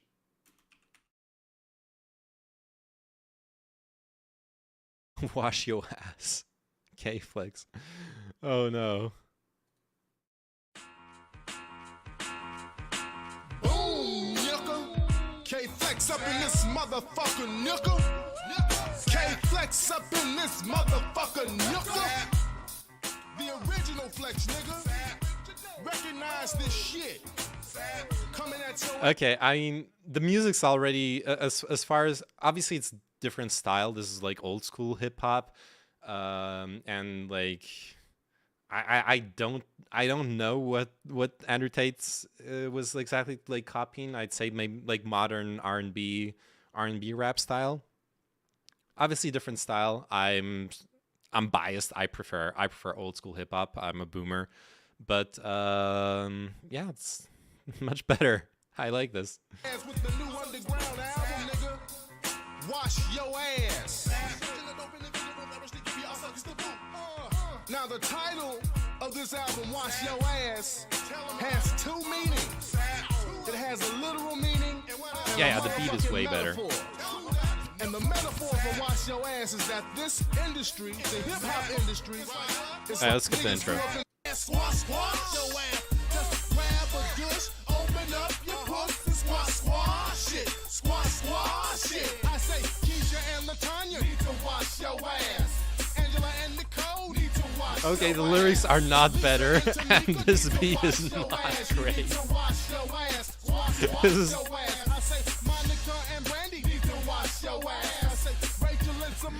Oh shit. It is about hygiene, that is true. This is amazing.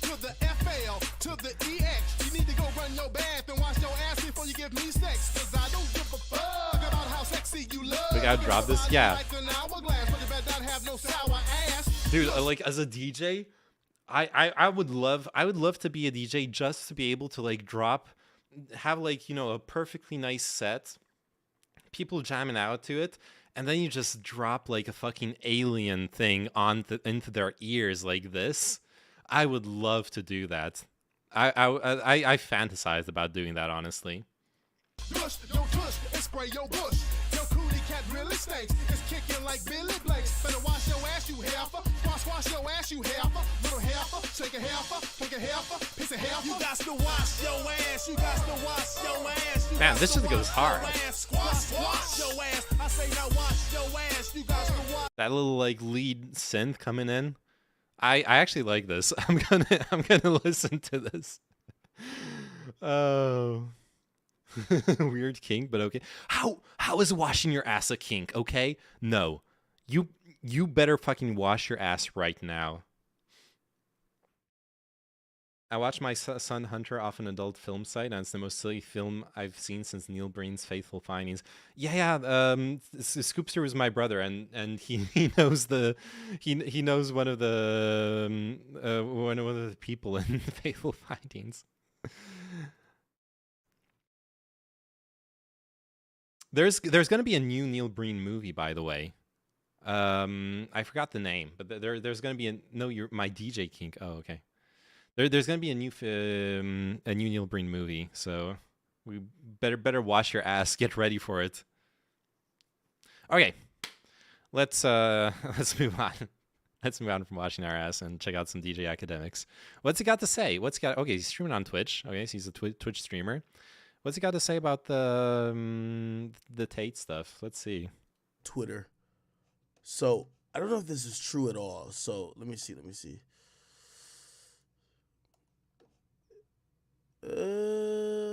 Where is it at? My bad. Sorry, Chad. Okay, this is way too slow. Figure this out. Oh, okay. All right. So, chat. A little bit more on the Andrew Tate thing. I told you I would talk about Andrew Tate. My bad. What the fuck was this? Okay, my bad. DJ Academics is a walking. A little bit more on the Andrew Tate thing. Nice. I think this guy's like a reputable source. I think. I'll click on his profile. You guys can look at him. You can tell me. Hey, he's got a blue check mark. He's a reputable source, right? He's got no bias. He's got no bias written straight in his profile. He even has NFTs. He's a co-founder of NFTs. Okay. This is a very reliable source. His name is Mario Nonfall. No bias, no echo chambers. He's a host at Roundtable, founder, CEO. Doesn't even say he's. No way. This guy actually. Oh my God. This guy actually read the bio unironically. So it's like this guy being unbiased. Okay. Nothing says he's really that reputable, but he's coming with new information, which we'll see. I've seen him tweet about this Tate thing consistently and whatever. Anyway, he says, new eerie details are emerging about Tate brothers' investigation file issued by the Bucharest court. As per the court investigation document, the Tates pick up young women under the pretext of starting a love relationship, which resulted with person being taken to a house with other girls and forced to produce videos that were later posted on adult websites for a fee. The victims of the Tate brothers told the prosecutors that when they first arrived to the suspect's villa, they were met by armed guards. Their role was to put pressure on the women so that they never took a break from work, and from work they were doing on the adult sites. By the way, it kind of trips me out. Wait, I know that the Tates had armed guards before they got into Hustlers University shit, but according to these guys, they're saying they did. Let me keep reading. Besides serving as cam models, the girls were also made to do other things. No, dude, fuck. Okay, so what Academics just said is that he thinks there's an inconsistency because the armed guards, the Tates already had armed guards before starting Hustlers University, but the Tates were doing their webcam pimping business, or at least Andrew Tate was doing it from a long time ago. That's like his first big business venture after his athletics, apart from the drug dealing he admitted to in the other video. Money or illegal items like documents. He didn't stop there. Romanian investigators have further obtained shocking statements from women who were allegedly recruited by the Tate brothers. Reportedly, they admitted they were forced to get tattoos with the message owned by Tate. We've heard this a bunch. Dude, that's like a fucking hentai. Oh my God. There's this trope in hentai where like sometimes in some hentai, if you fuck a woman hard enough, or a man, you know, it's hentai has stuff for all tastes and sexualities. They will grow like a tattoo on their between their belly button and their crotch, and like some kind of like front facing tramp stamp. You're really knowledgeable on hentai. Yes, I actually am, Firefly. Welcome to the stream.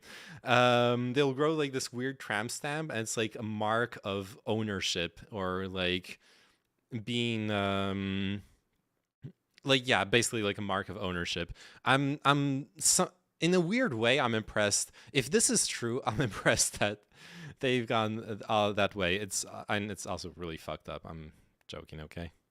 Again, we haven't seen any pictures or exhibits or whatever, like in courts we call exhibits. We haven't seen any pictures of this, but supposedly some women got tattoos on their inner thighs that said owned by Tate. We've heard this, but we haven't seen pictures. Wrong spot. It's not on the inner thigh. It's supposed to be here, okay? This thing is awful in reality. Yeah. I'm making light of the situation, but that's my coping mechanism, okay? If you cum, you'll be forever my slave. Ooh. He falls, but we've never heard this info before. Anyway, let's keep reading. Gabriela Groza, a forensic psychologist, quoted in Romanian media, human traffickers are people who have more pronounced psychopathic traits. They don't feel remorse, they don't feel regret. They either blame the victims, disregard them, or place responsibility elsewhere. The Tate brothers' attorney says all of DICOT, or DICOT, whatever you call it, allegations are false, and that the victims allegedly produced pornographic material. Okay, I just want to throw this out there, though. Isn't on the uterus area? Yeah, but I don't have a uterus, okay? So I just approximated it. Quick aside. I have very, very, very little confidence in forensic psychology. The way it's applied like that, like psychoanalyzing people leading up to a court case is fucking terrible. I've read a lot of stories about how various biases, various mistakes can be made. It's just very unreliable. I would not rely on those kinds of statements at all. To make money for them.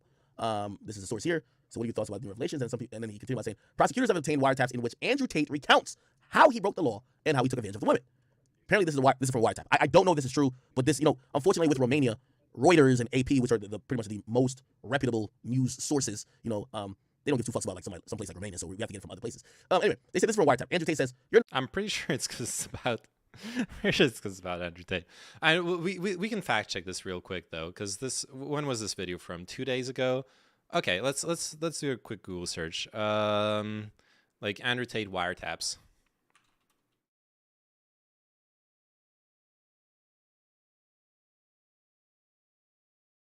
Okay, the News International. That's not. Okay, so we don't really have like a major news source talking about this. But okay, we got some random websites talking about it. Arrested. Nick, you know. Blah blah blah. The wiretaps in question have since been obtained by prosecutors. Well, Oh, it was brought forward by a Romanian news site called DG24. Okay, so there is a primary source for this. It's a Romanian news site called DG24, the primary source for the wiretaps. Seems reliable. I'll buy into this.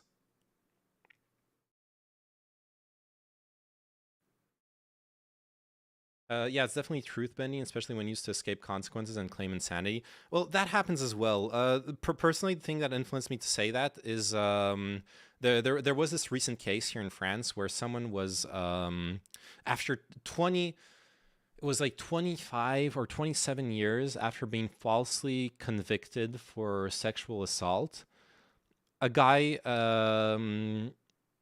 basically got his record cleaned and was innocented because the woman who had accused him had through therapy and working on herself had come to terms with her lies and decided to confess that she made up the testimony. And what does this have to do with forensic psychology? What it has to do with forensic psychology is that the case was a young teenage white girl with good grades, who was going to go to university, etc., and a young Arab origin, brown-skinned boy who had like a few problems with the police for like minor violence, getting into fights, mugging people.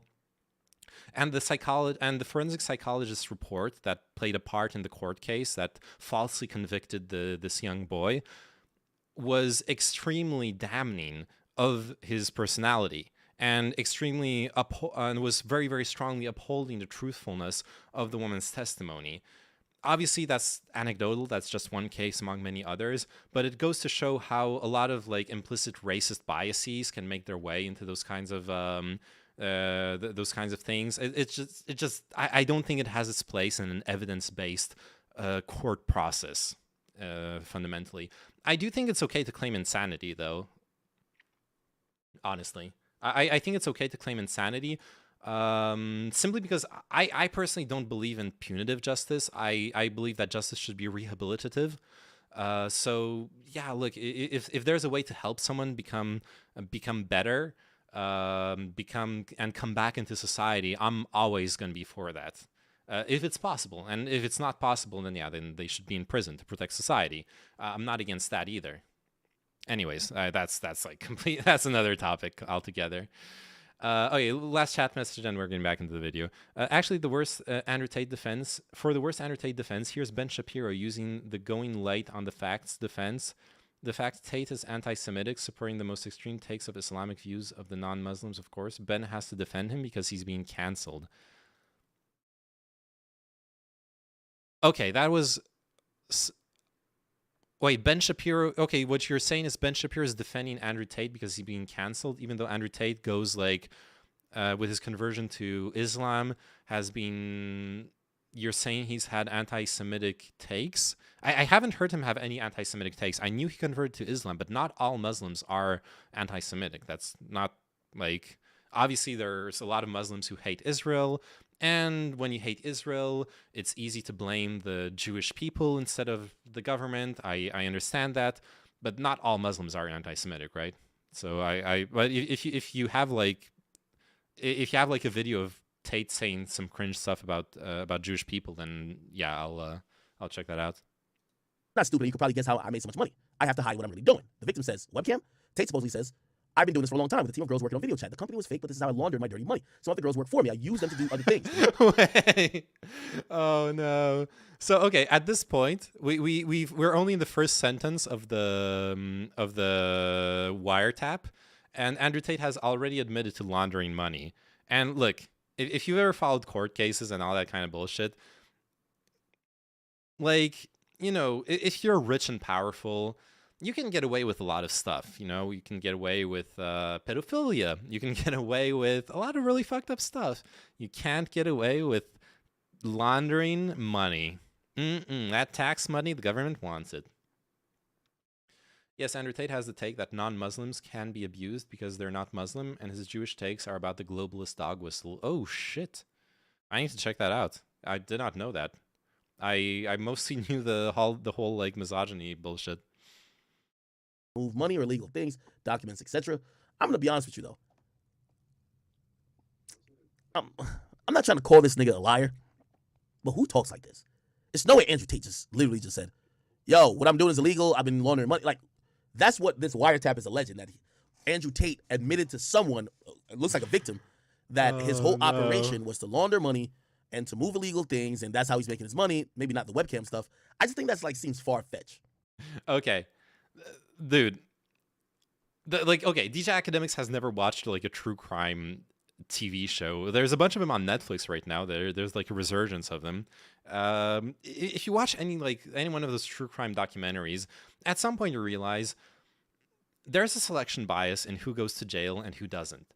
The people who go to prison are the people who aren't smart enough to cover their tracks. They're the people who made a mistake at some point. They're the people who did something dumb, like talking over a wiretap channel, admitting their crimes. This is exactly the kind of shit that happens. This is exactly the kind of shit that gets people convicted. I for one am not surprised at this at all.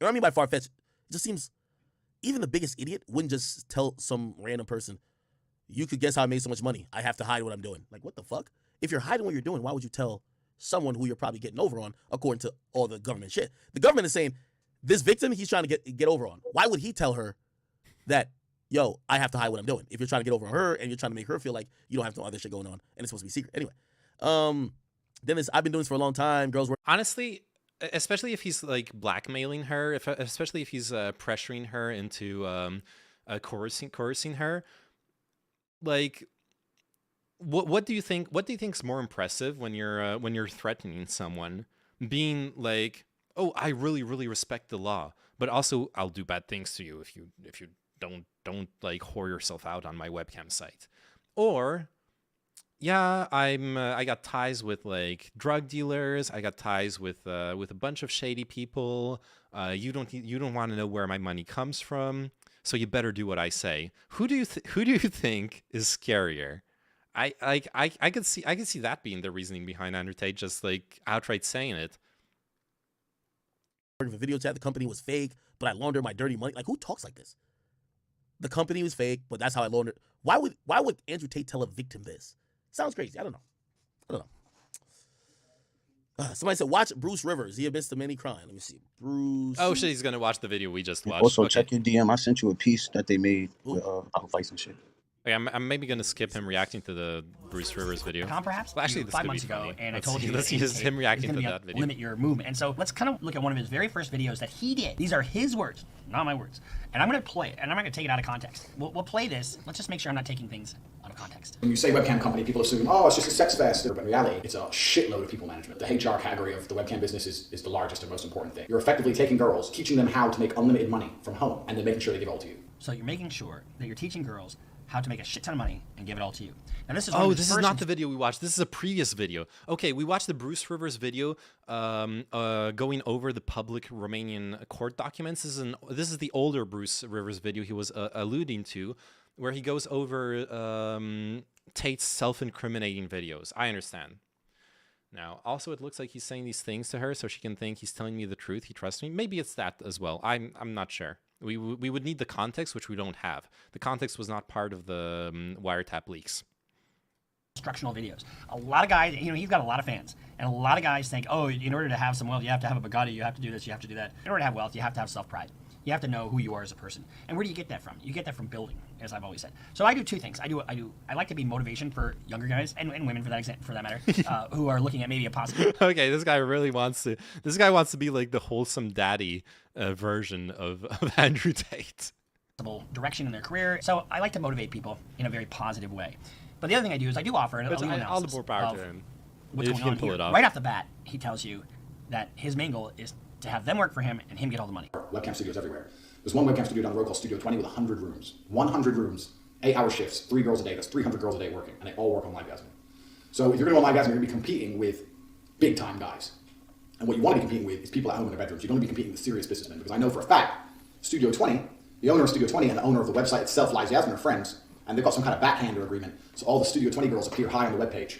They appear at the top of the page. Obviously, if you're going to go on there, you don't want to scroll down 10 pages to find a girl. You're going to go to the girls in the first row. Huh. Who'd have thought the world of sex work would be full of shady, criminal ass motherfuckers? Wow. What a revelation. That's not Andrew Tate. This guy wears a shirt. True. Actually true. Oh shit. This is like an AI generated version of Andrew Tate. There's no way he can film himself without having his tits out. All his girls appear high up because he's giving the guy a backhand. It's all the shady business. It's a huge competition market. So you can see his main thrust is just making money. And he doesn't give a shit how he does it, really. He's going to tell you in a second here the origin of the story. And he's repeated these same concepts through multiple interviews. It's a horrible situation. And so when you say I'm taking things out of context, we've sourced this and sourced this and sourced this, and he's repeated it multiple times. It is something when you hear who he wants to compete. He doesn't want to compete with the main factories. He wants to compete with the girls that are at home. So that gives you an indication that he's going, it's like in nature, I suppose. You go after the weakest. Now, I've told very shortly my story, how I kind of started my whole webcam business. I'll tell it again in detail here. I was fighting. I had some money. I had 70,000 pounds in a safe in my... One of our viewers indicated that he's gotten most of his money from fighting. He had 70 grand, 70,000 euros or pounds or whatever he had, and that was it. Bedroom in my house. I wanted to buy property in Thailand and move to Thailand. I needed 80,000. I was 10 grand short, and I thought I'd go to the casino and make the 10. That's also telling. I'm going to go to the casino and try to make money when he's not even a gambler. Guys, stay away from the casino. There's a reason that they're so big. Oh fuck yeah, that is true. That is true. Oh man. All right, whatever. Okay, so he had 70K. He went to the casino to play 10K. So now he has 60K, right? I hope they're safe somewhere away from them. Yeah, me too. Yeah, I can't imagine the aftermath psychologically though. Yeah, I guess it depends on how I imagine like when he's talking about having 300 girls working for him, potentially, I imagine that not all of them are necessarily being coerced, but maybe they are actually. I guess we'll have to see the court case and what the Romanian police actually have as within their investigation.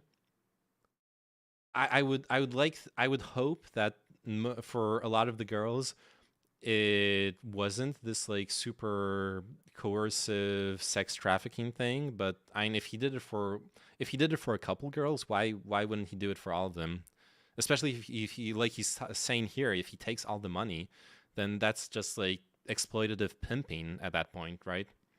Obviously, we all know how that story went. So I lost 30, so now I need 40. I needed it quickly. Oh, he So lost I was 30. He lost 30 in the casino. Okay. They're trying to find a way to make money. So how can I make money? And what I did was, I said to Tristan, I'm literally not leaving my room until I wait for us to make more money. Because I can only fight so many times per year, and I know their income. So I got a pen and paper, and I was on YouTube, like researching, you know, how people make money, what millionaires have, and they kept talking about assets. I was thinking, what assets do I have? You know, I'm trying to buy a property. I mean, I didn't own a property in the UK. Now, think about the word asset. What is an asset? Well, I suppose this hat is an asset. It's not worth much, but it's really. This also explains so much. You realize, like, in his life story he's telling right now, he's like, okay, I'm out of money, I'm stuck, I need to get rich quick. What do? I watch some YouTube videos. Like, of course the guy who did that and then like pimped his way to being rich is gonna go into the business of making YouTube videos about how to get rich quick. Of course, it all makes sense now. It's all connected. Inception of guys watching someone watching a video. Yeah, true. Yeah. I'm watching DJ Academics, watch Bruce Willis, watching Andrew Tate doing his speech. The brand is worth a lot more than the hat is. But what is an asset? The office, the building, you know, your brand, those are assets. Things that you own are assets. Times I didn't pay any tax to anyone. I didn't want to pay taxes, so I didn't buy a house to the firm. So I was like, what? And keep in mind, keep that tax thing in the back of your head. What assets do I have? Like, I have a car, I have this, I have that. And then I realized. All right, wait, hold on. There's another video that was a little bit more, like, this shit's too slow, man. We gotta get straight to the shit, man. Let me see if I can get to it. Oh, no.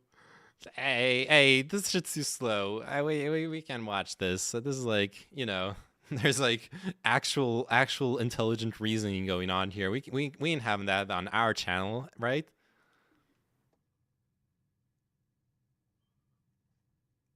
So let's first take a look from his. Okay, look.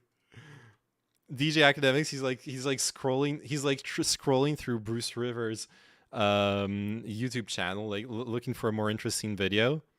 Look at this. Look at this. He's like, we gotta get straight to the shit, man. We gotta get straight to the shit. He's like, okay. And then here he sees like the woman like twisting her ass up in the air. Look at how long he stays on this one. Yeah, that's So let's first take a look from his own words, what he says. I found this little webcam thing. So I text all my girlfriends. They're all coming here to live with me and work with me. All 5 flew in. This bitch. I'm like, she's my girlfriend. She's my girlfriend. She's my girlfriend. You're all my chicks. And you're going to stay here and we're going to make some money. 3 left, 2 stayed. And we started this little webcam business from my apartment. Got to the point where at one point I had 75 women working for me in 4 locations. I had one girl and she got too drunk one day and she threw up in my apartment. I told her to clean up. She refused to clean up. Started being an idiot. So I took her stuff through out the window. If all the other girls see me be disrespected, they're going to lose respect for me. I didn't want to fire her, which is more reason why I had to fire her at. Got her shit out the window. Got her by her 2 arms and marched her out the door. Locked the door. Text me, you owe me my last month's wages. Who needs workers' rights? You know, you fire someone on the spot, throw out everything they own out the window. That's perfectly fine. There's nothing wrong with that. Actually, the most yuck Tate stuff is this: is he's shown an interest in underage girls. Yo, that is creepy as fuck. That is super fucking creepy. We will check that out, I guess. This shirt is wrong. Is it paisley? I might actually like the pattern on the shirt, but I don't like the dude bro like super low V-neck style of shirt. I like having my shirt open up a bit. I'll even like if it's really hot, I'll even unbutton it twice, but like no further. Or I guess I'll unbutton it completely, but not like. Anyways, enough for Oyeyo fashion advice. This looks 2 sizes too small. Yeah, it kind of does. I had 70k and needed 80k, so I bought my way into Andrew Tate's war room for 5k so I could make 10k to get to my 80k goal. Yep. All right, let's keep watching. I paying you nothing. She went to the police and told the police I hit her. This is how it starts. This is how law enforcement involvement with him starts. 5 in the morning, 4 months later, I heard the door, boom, boom, and I heard police. There's a few things I can't say in the podcast. I've lived a varied life. That is a form of self-snitching. That indicates that there's things out there that are illegal that he's done. I've done some things when I had to pay the bill. What's this gonna be? So Here's my problem with this whole thing, though. Yo, Tate to me is like a comedian, bro. This is why, like, you know, I say a lot of stuff that's kind of tongue-in-cheek, too.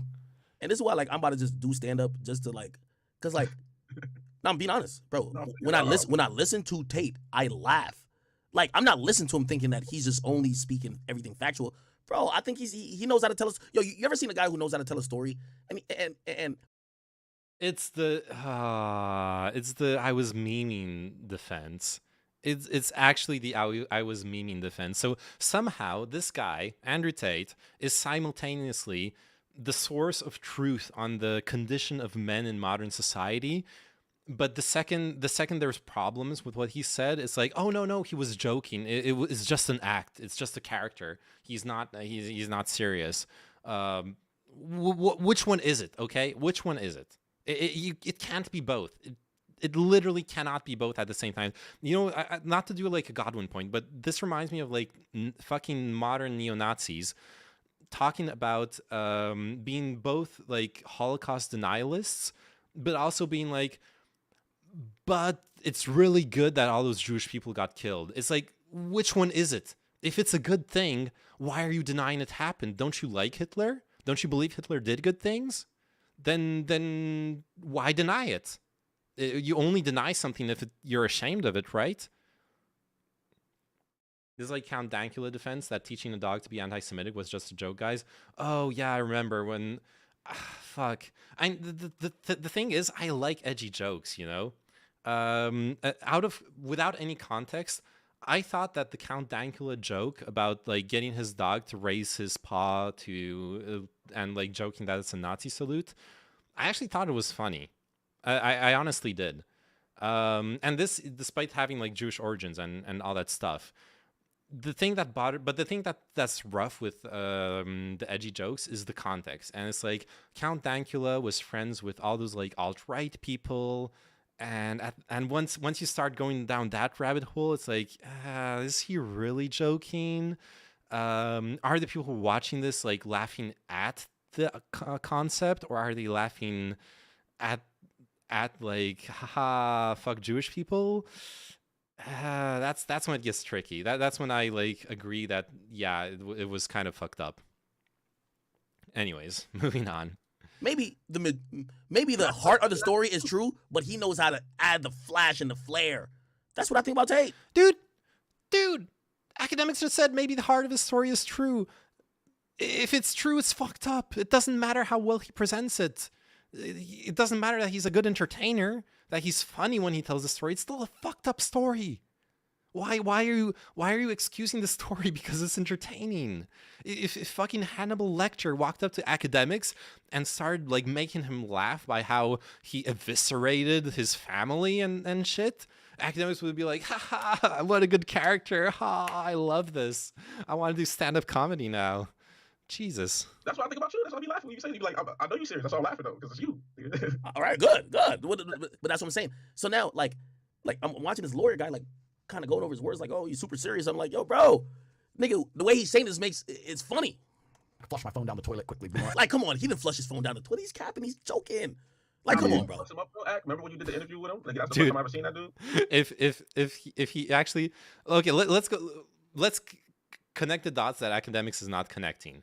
Wiretap, in which Tate directly admits to laundering money and running illegal activities. Tate admitting to flushing his phone down the toilet when cops are banging on his door. I think those two concepts are consistent with each other. They are believable to me. He did talk about corruption and not a joking way. Bro, why you? Oh my God, you niggas, man! I hate my phone down the toilet. So I'm trying to hide shit. I'm looking around. What do I have to hide? Yo, here, let me tell you this. You see, a guy like Andrew Tate, I want to explain to you what type of guy he is. Yo, a nigga like Andrew Tate goes into any room, and he's a storyteller. He says whatever to get the room. Look how these niggas, like, you know, these are my guys too, but like, you know what? Look how Myron and Fresh are. What's the fucking Wolf of Wall Street guy, Bill 4? Academics would have fucking given him his life savings That's because he's a good storyteller, dude. He's a good storyteller.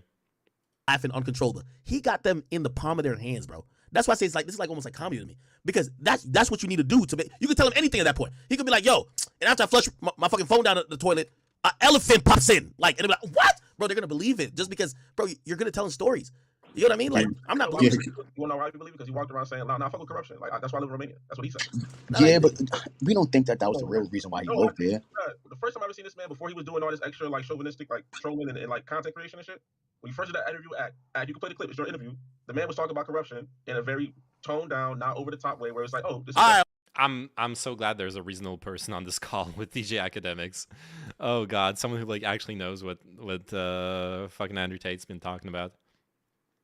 Well, Tate's links to organized crime, which he boasts about, might mean if he goes down, he won't be alive too long in jail. Huh. Maybe. That actually, I hadn't thought about that. Maybe. Oh, no, all right, Kyrie, I'm glad you said that. So I'm not sure what he said verbatim on when I did a podcast with him, but I've heard him talk about corruption in this sense. He said, listen, listen, the entire world is corrupt, right? I'm kind of... Okay.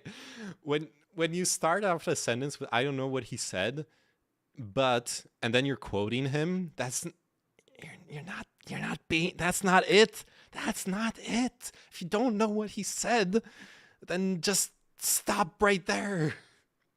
DJ Academic, the same guy that said Future and Youngboy were better hip hop artists than Eminem, solely because he's white. I mean, I think I like Future. Right? Shit, did Future do the?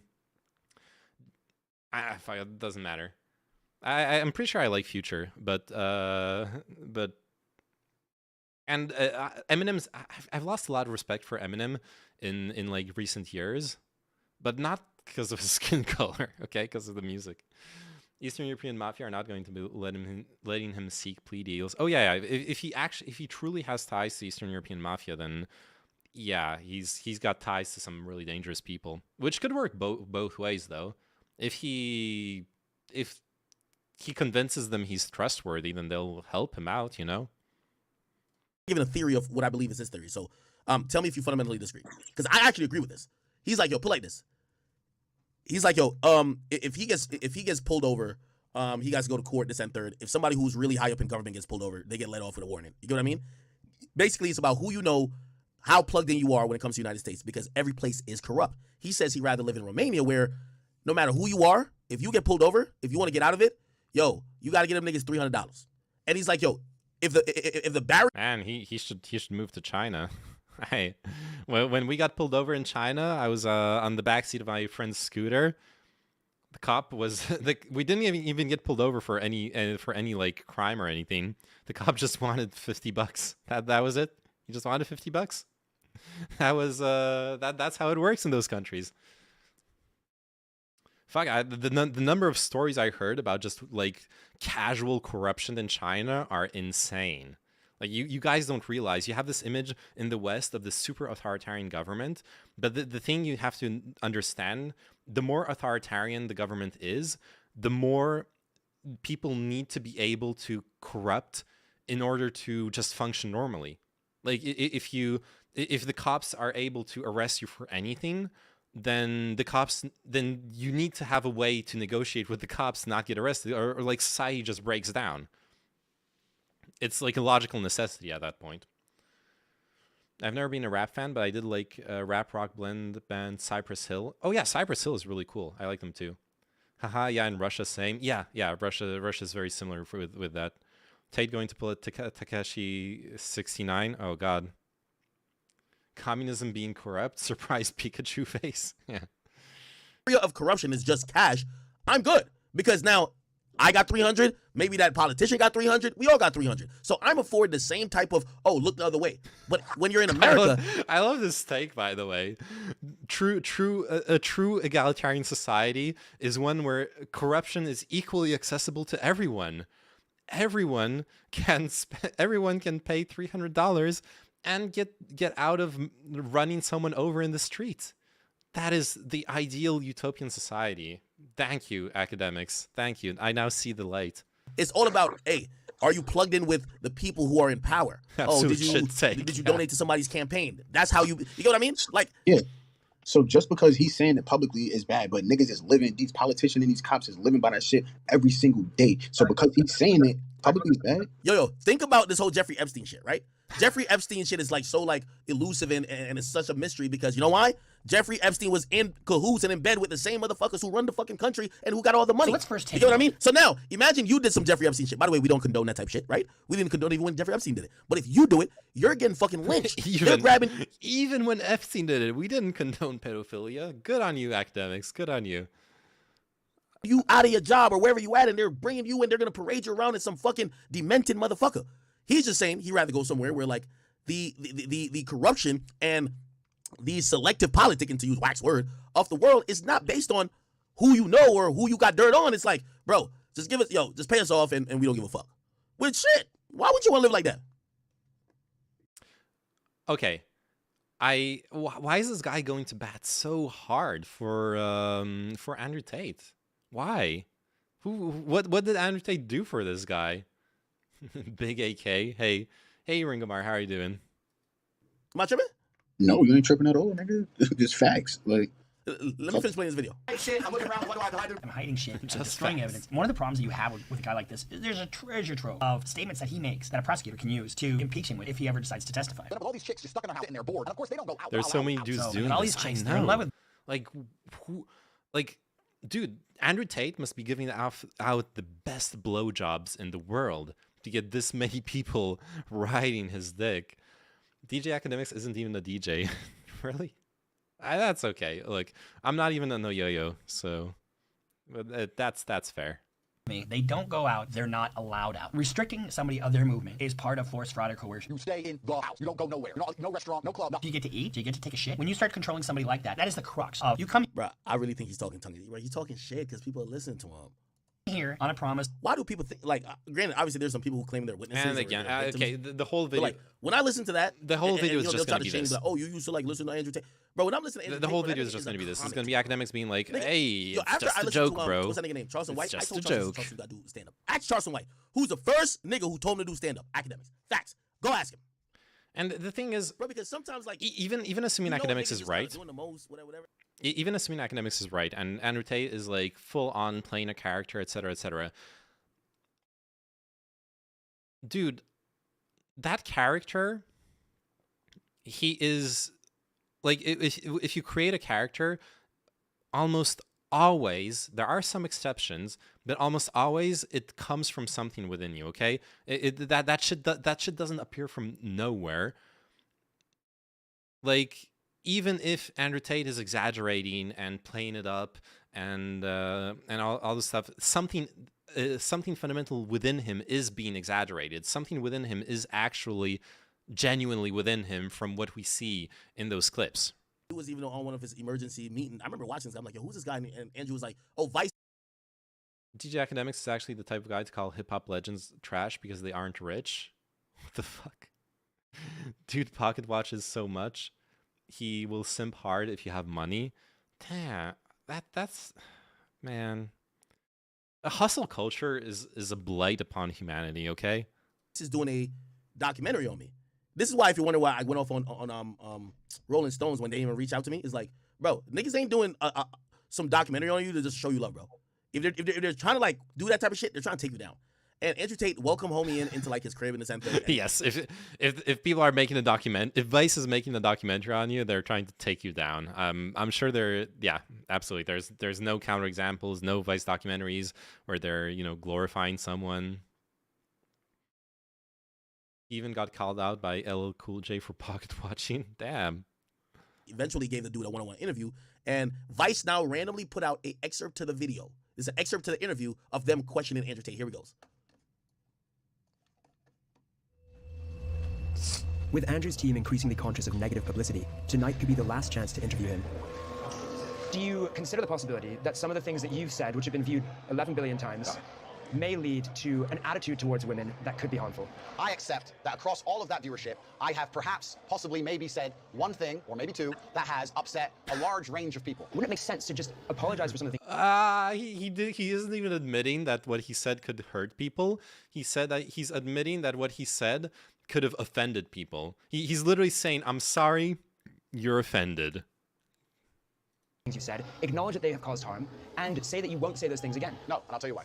I'm not going to apologize for the edits of other people. I'm not going to apologize for the misunderstandings of other people. Somebody says, show the Twitter video that proved they edited it. Oh, send me a Twitter video, please. I sent it to you on your DM, Act.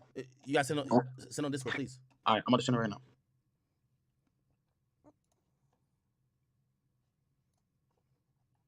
Pause, Jam. I just sent it. Okay, here we go. Oh, okay. Here we go.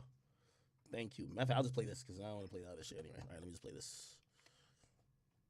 Now, guys, Vice have obviously released recently a segment on Andrew Tate of a woman speaking out, but they've removed the comments on this video because of the insane amount of backlash. Now, the woman spoke about this who works for Vice, but first we'll play a clip of them being exposed for changing clips in the video. It's a consistent question, consistent narrative. What is the question about the good he's doing for men? Well, there's a very clear narrative. I need to leave. Wait, what?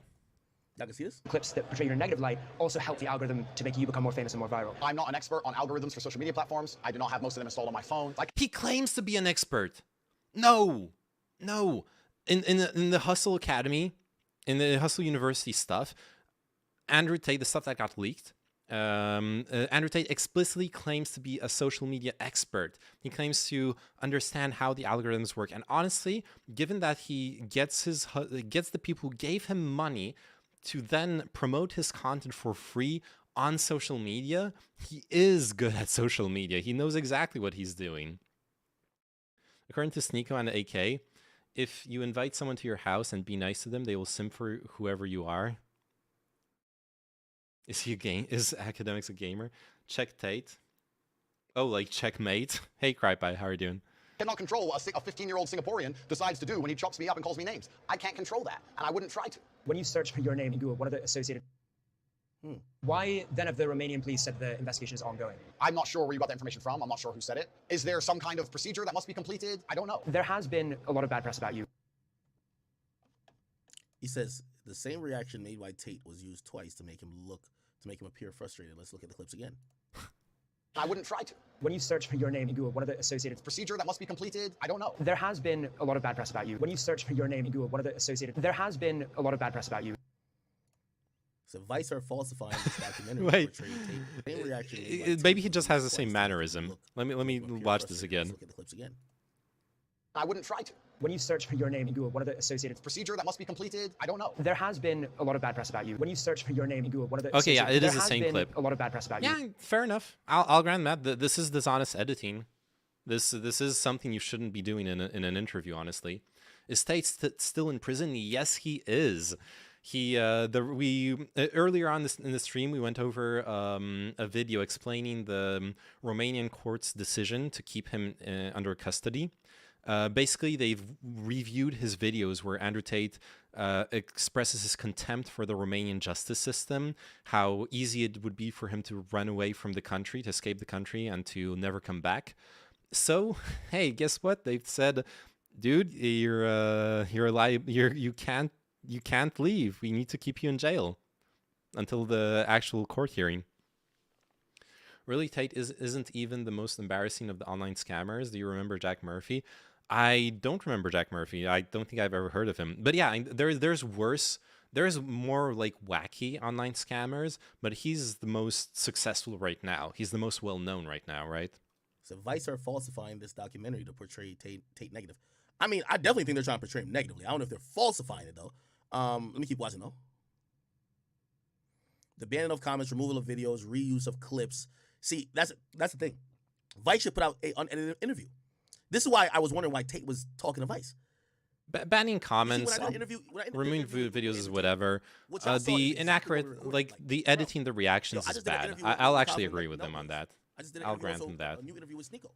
Bro, there's not I one heard edit. he had insane Google fact, search like, numbers I in sent him the 2022. I Yeah, he look at did. it, 0 edits. It's the rawest video possible. Like Popoff selling Because I ketchup really packets of intended to holy water. What? Who? You know what I mean? Oh, by the way, if you have like Christian friends who really like care about holy water, I recently learned about this really cool rule with holy water. I'm sorry, this is like a complete segue. This has nothing to do with Andrew Tate, but I need to show you this because it's fucking amazing.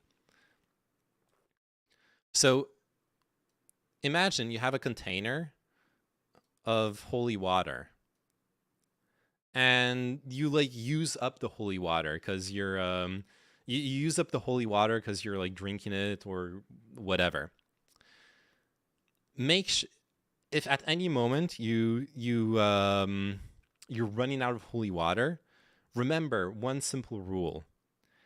If you add non-holy water, wait, let me just do a little boom, boom. Let's say this is okay, let's say this is 51. No. This is 51 liters of holy water.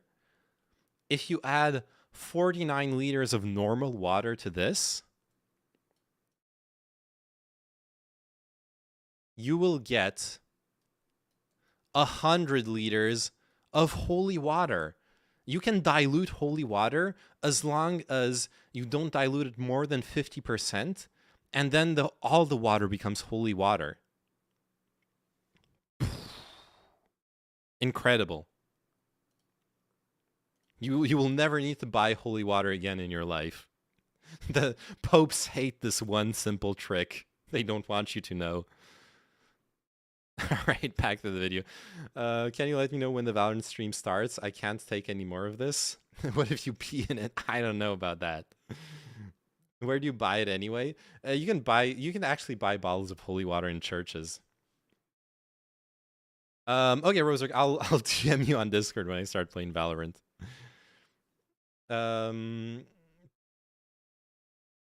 What? Yeah, well, you can. I actually I don't know if churches sell it or not. Peter Popoff Miracle Spring Water commercial. Do you need a miracle? Real people with real needs are receiving real people. Miracles when they Unlike the use fake people. Miracle spring water.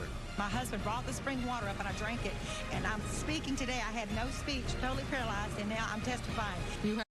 Probably the salmonella from the probably the salmonella from the non-food grade water she drank somehow attacked her nervous system and fixed the paralysis.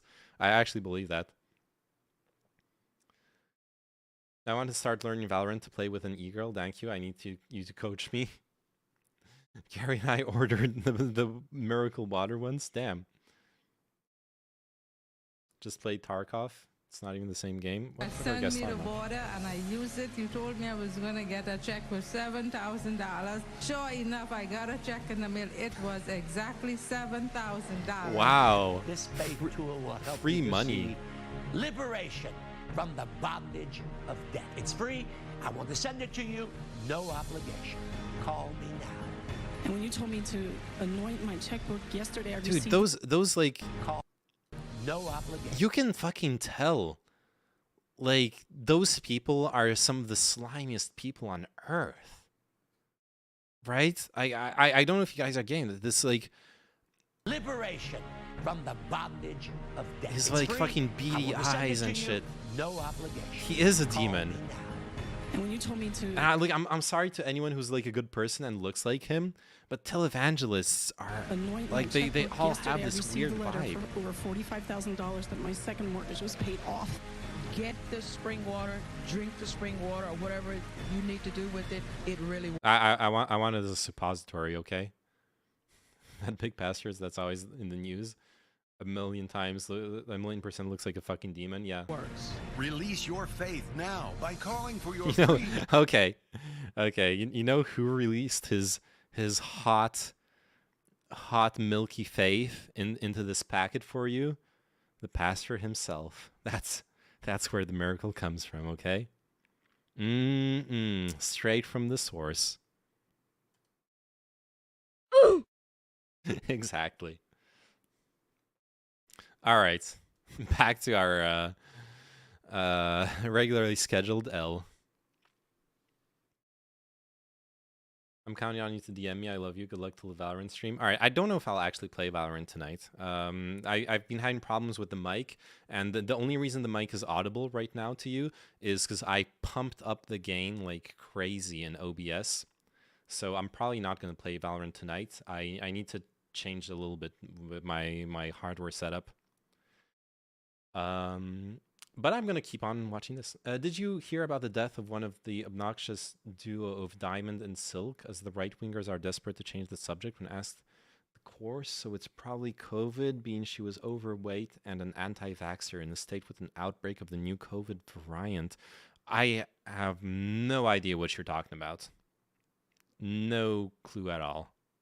Andrew Tate probably did that on purpose to get ahead of, like, to use it as a ploy to turn around and do this. Kind of like 1090 Jake was saying earlier about, like, if somebody paid me for something later on, they could turn around and be like, look, I paid him and he did exactly what I told him to do, type shit to fuck up the credibility. So I think he might have did this on purpose to be like, oh, they're out to get me. You know what I'm saying? There's also an angle.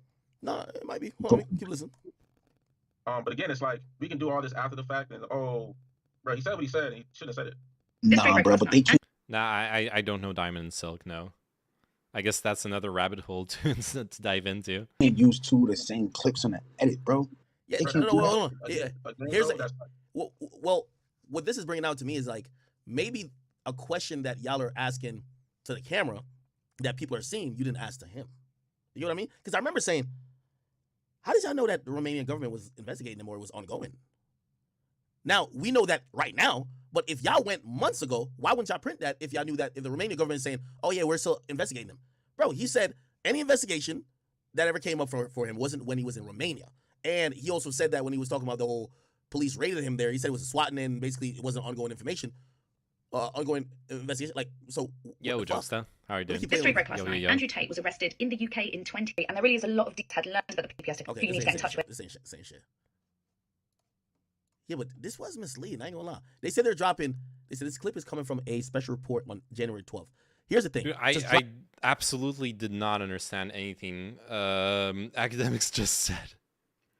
Popoff actually got totally owned back in the 1980s by James Randi. Damn, I love James Randi. Okay, we'll check that out after.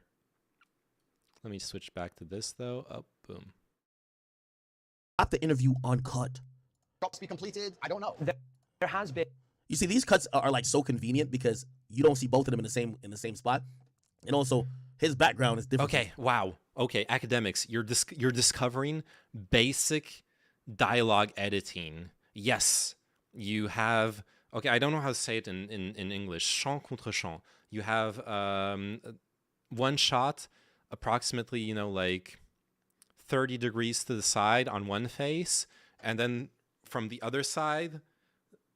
Same on the other person. That's just how you film a dialogue in a movie, in an interview, anything. And yes, it's better to have a third camera as well, so you can have a wide shot of both people. That is nice for the editors, so they have more options. But like the basic is exactly this. That's just how you film it. That is not a fucking conspiracy. Tate's background. And a lot of backlash about you. Is the audio the same? Did you watch CoffeeZilla? Recently discovered him, and he's really entertaining. Oh yeah, I haven't started watching him, but I wanted to go over his. I heard about his how he called out what's his name on some like NFT or crypto scam, and I wanted to check out that video and see what was up with that. And Logan Paul, yeah, I wanted to check out the Logan Paul stuff through CoffeeZilla. That's like on my list of things to do on stream to catch up on since I haven't streamed for like a month. So yeah, maybe definitely probably not tonight, but maybe tomorrow we'll be doing that. That's a good idea. Again? Is the audio the same? Well, we don't know if the sequence of audio is the same though. Like imagine I chopped up this conversation with me and you, right? And all he does is expose crypto scams like CSI Miami. Nice. And I'm like, yo, this nigga's an idiot. You know what I mean? I understand that part completely. But what I'm saying is if the audio, like, because they only played one clip, right? It's a 30-minute interview, right? So if they played a 30-minute interview, right? My thinking is, okay, you got a 30-minute interview. Even if I added in clips of me switching from the interviewer to you, if the audio is the same, the audio is the same. Now, if you're nitpicking, yeah, no. But if you're answering questions that I didn't ask you, or you're saying things supposedly in context, but I'm taking it out of context because there's this fucking whack job in his chat spamming 2 different rooms. Like what? They like edited a fake interview in 2 different rooms? What's going on in your head? Jesus. It wasn't the context you were asked in, bro. That's dishonest. Yeah, they falsifying that shit. I'm asking, is the audio the same? Because from the we don't know though. We don't know yet. They just put out a 2-minute clip that's like a preview type shit. Okay. Hold on, yeah, I'm gonna play a little bit more of this where they claim it's incriminating. And by the way, these are old ass clips. They gotta be from like 2018 or something like that. I had about 5 girlfriends, all smoking hot. And females are an asset. Attractive females are absolutely an asset. And if you disagree with me, walk in the club with 10 blondes, and you'll see who the most important guy in the club is. Fuck the champagne shows. Who the fuck cares who the most important guy in the club is? The most insecure guy in the club, it's important to that guy. Oh my God, based Bruce Rivers. Oh no. Oh, he just murdered Andrew Tate right there. Yeah. Dude, you want to be the most insecure guy in the club? Get those champagne bottles. Get like 10 hookers sitting around your VIP table. Yeah. See, this is where I kind of lose off of what Bruce Rivers is saying, because he's a lawyer, so like he's looking at it from one angle. Like there is a realm of male and female dynamic, and obviously he doesn't care because he's looking at it from a criminal perspective. He doesn't care about a dynamic in a club. But for anybody who goes to the club, the difference between the truly, only the highest IQ club experts will understand the nuances of what Tate is saying. Okay, just a normie lawyer can't fit his small normie shaped brain. Only a true club connoisseur can appreciate the importance of what Tate was talking about. The allegations against Tate sound horrible. Yep, they sure do. Guy who spends his fucking whole paycheck trying to make a moment is honestly sometimes just ego and also trying to be someone. So like that environment definitely does count. You know what I mean? Again, maybe not in the grand scheme of things, but like that is what insecurity means. That is, if you're blowing a whole paycheck to just appear important, that is literally what Bruce Rivers meant by insecurity, Mr. Academics. It matters for those people who are there a lot. But it should never be important to you to be the most important guy in the club. What should be important to you is the people around you having their respect, but having their respect not because you're walking in there with 12 wands. I've walked in the club with 10 girls, and there's guys next to me doing champagne shows. Is it looking at their table or my table? I don't give a fuck about their table. Pussy is the most important driving force of this planet. Pussy is the only reason that empires were started and wars were waged. It's the only reason all you guys are out there are even interested in having money. I never expected such deep Freudian analysis from Mr. Tate. I guess, hey, if he was born 100 years earlier, Tate would have founded psychology. If there was no pussy about, you wouldn't care about having money. You'd say, oh, I have a little bit of money and I'll just play chess all day. I don't care, I'll play video games. The only reason we want cars and clothes and six-packs and houses and shit is for girls. That is so simplistic. Girls are the driving force. That's so true. No, Tate's right, my nigga. Fuck what this nigga talking about. So when I realized that, like obviously you could get deeper, right? I get what he's saying, simplistic. You get deeper, like, well, but, bruh, you gotta procreate. Women, like, listen, if we really boil it down to like our really natural instinct. Evolutionary psychology was a mistake, okay? Now everyone and their mother thinks they're so fucking smart when they're like, well, you gotta procreate, so that's why we do this and that. Like, fuck, dude. Should have like.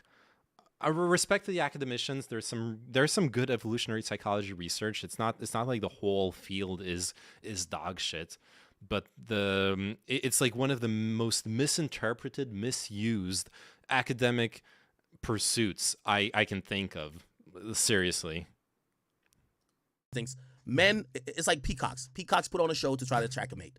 Men do too. Hey, look at my car, look at my six-pack, look at this, look at my house. You try to do what you can. Like, you know what I mean? It is what it is. It is what it so is. Assets. I had to find a way to monetize the assets. Remember the assets. But it's not everything. He's got 5 women that he believes are his assets. Now he's going to make money off of them. I knew some street pimps. I've known them for a long time. Straight street pimping is completely... In fact, no, it's not completely pimping. The psychological aspect is the same. So, now, I'm not taking things out of context. He's saying the psychological aspect of what he's going to be doing is the exact same psychological aspect of street pimping, and that is control. Of what we're going to do. The skill I'm going to... I ain't gonna lie. This is where it starts getting a little bit dicey, bro. I ain't gonna hold you. teach you is exactly the same. I could easily translate mine to a... He just outright says it. He's gonna pimp them. He literally uses the word pimping. What more do you need? Easily street pimp with the things I'm going to teach you. I didn't want to know I was fucking my girl. That's the truth. My girls. I want to fuck my girls. I want some other guy fucking my girls. The fuck's the point in that? So, long story short, blah, blah, blah, blah, blah. Discovered webcam and went from there. Flew all 5 girls in at once. Sat them all down. So I've been going out with all of you. Here's the truth. Start a business. You'll make money or not. 2 decided to stay. 3 started crying, got back on the plane because they're all different places in the world. I had them when I was fighting. So I went and fought Slovakia, got a girlfriend. Went and fought France, got a girlfriend. Went and fought all the girls around the world. So I told them all to fly in, sat them all down together. Like, who the fuck are all these other girls? I was like, okay, truth time. Bang. All these other girls probably think they're exclusive before they come to him, right? And now all of a sudden he lays the truth down on them. What is that's deception from the very beginning. His words. He's okay. I got it.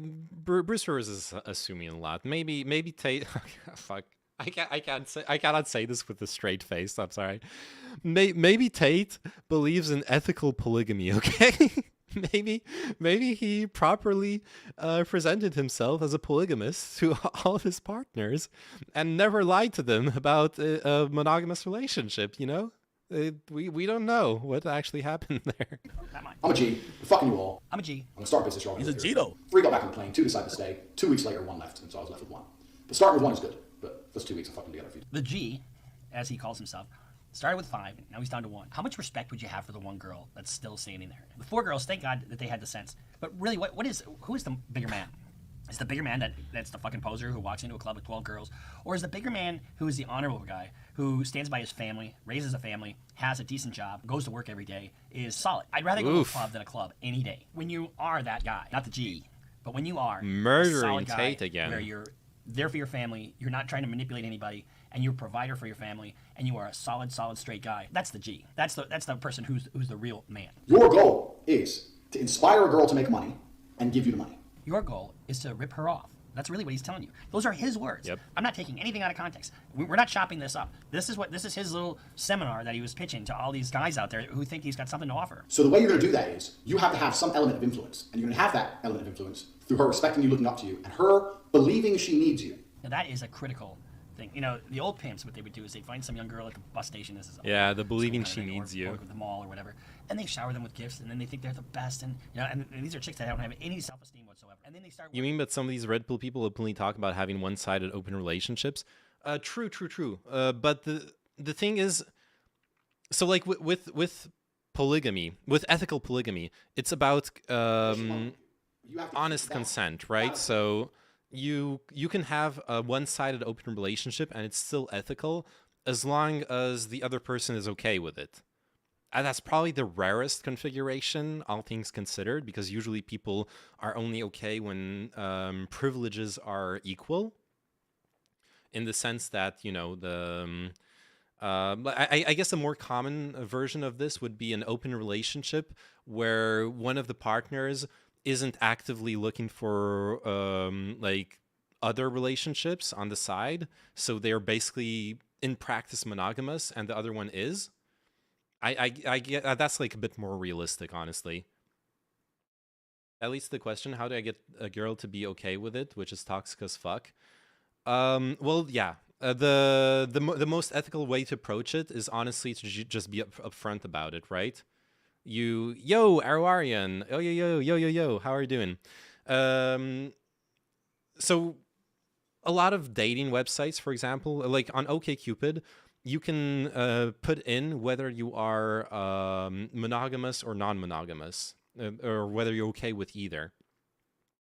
On like even on Tinder, the first line of your bio, and I remember back when I was on Tinder, I saw that from time to time. You can just put in like, hey, I'm polyamorous or polygamous, as long as it's upfront.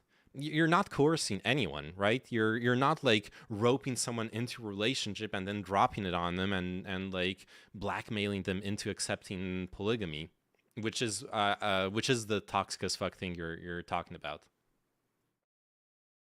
Glad you're back. I'm glad I'm back too. Thank you. Doing splendid. Hope you're doing fine too. Yeah, I'm doing better. Been struggling a bit with some personal stuff for like the past month and a half, but we're back. We're doing better. I'm ready to continue on with the dank content, and yeah. Okay, let's get back to Andrew Tate. Keep that dream alive. Fallacy. That's his word. His word. I'm not taking this out of context. So she'll need you at first, but then she won't. But you have to keep her convinced that she does need you. That's how you control. That's the control part. And it is a fallacy. And what is fallacy? Fraud. Okay, I want to add something to what Bruce Rivers is saying about like making her think she needs you. That is like core manipulative behavior. Just basic abusive manipulative behavior. Talk to anyone who's been a victim of domestic violence. One of the steps building up towards domestic violence is the partner making her or him believe that making them believe that they need the partner. One of the easiest ways to do it is, and happens to be extremely toxic, is to destroy your partner's self-esteem. Neg them, but neg them not in the like flirty, funny, teasy way. Neg them in like fucking destroy their self-confidence, destroy their self-worth, destroy anything they're doing in life that might make them independent. And then they will be dependent on you. They will need you. And they will have no choice but to accept whatever horrible things you want to put them through. And swap with love bombing. yeah, the love bombing is an important part of that too, to like keep them dependent. Like you want to destroy them, but then have the only good thing in their life be you, or at least the appearance of the only you want to appear as the only good thing in their life, because obviously you're not a good thing in their life, but you want to appear as though you are. So love bombing comes into play there as well. Absolutely. She can't do this without you, to ensure that she doesn't do it without you. So this is what screen share is all about. Effectively, this is the way the business works. The girl sits on the camera. And when the girl is on camera, and you would have seen from my promotional video, that was at the height of my webcam empire. The blonde in that video I'm still with now. You'll see from there how we explain that there's people typing or pretending to be the girl 24 hours a day. So it hasn't got to be 24. That part, I suppose, is fine in terms of a business model, but it's fraud. Oh, yeah. By the way, no, that's not fraud. Okay, every single website.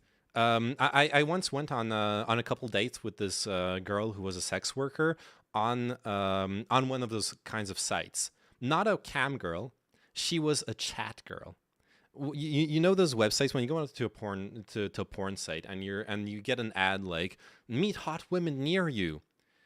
She was one of those people who, if you went out to those sites and you signed up to make a profile, she would have been one of those people who would have been running like 40 different profiles on that website, pretending to be hot women to make you think you're talking with one of those hot women. And basically, just like catfishing people into keeping up their subscription to the website.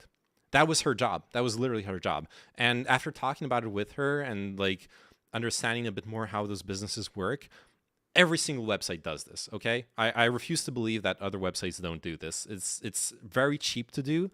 She was paid like a ridiculously small amount of money. And it's very easy to do.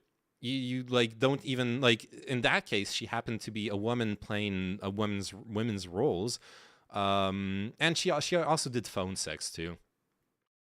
But like I could do it. I could fucking pretend to be a woman on those websites. You know, like anyone could do it. You're just catfishing people at that point. Very it's too easy to do not to believe that everyone does it. I heard that Tate or his brother are Muslims. Is he basing his ideas on Islam? No, they officially... I don't know about his brother, but Tate officially converted to Islam, but he still... but he doesn't actually respect it, right? After converting to Islam, you can still see videos where he drinks alcohol, or at least appears to drink alcohol. He just... I think it's just for the like image that he buys into it. As someone who's dabbled in sub-dom relationships, I think Tate in his head is very much linking his ego to success. But his frustration is obvious, as I've met doms in the past who usually end up banned everywhere because of being overly aggressive like Tate and having unrealistic goals. Yeah, unfortunately, as much as I'm like, personally, I'm very open to like kinks and I believe that it is possible to thrive within like a kinky relationships, to have like wholesome kink and safe kink. There definitely, I think it would also be a lie to not admit that there is a crossover between ethical and wholesome, like dom sub whatever, and like actual toxic people seeing that and being like, oh wow, I can do this, and like people will think I'm a cool guy.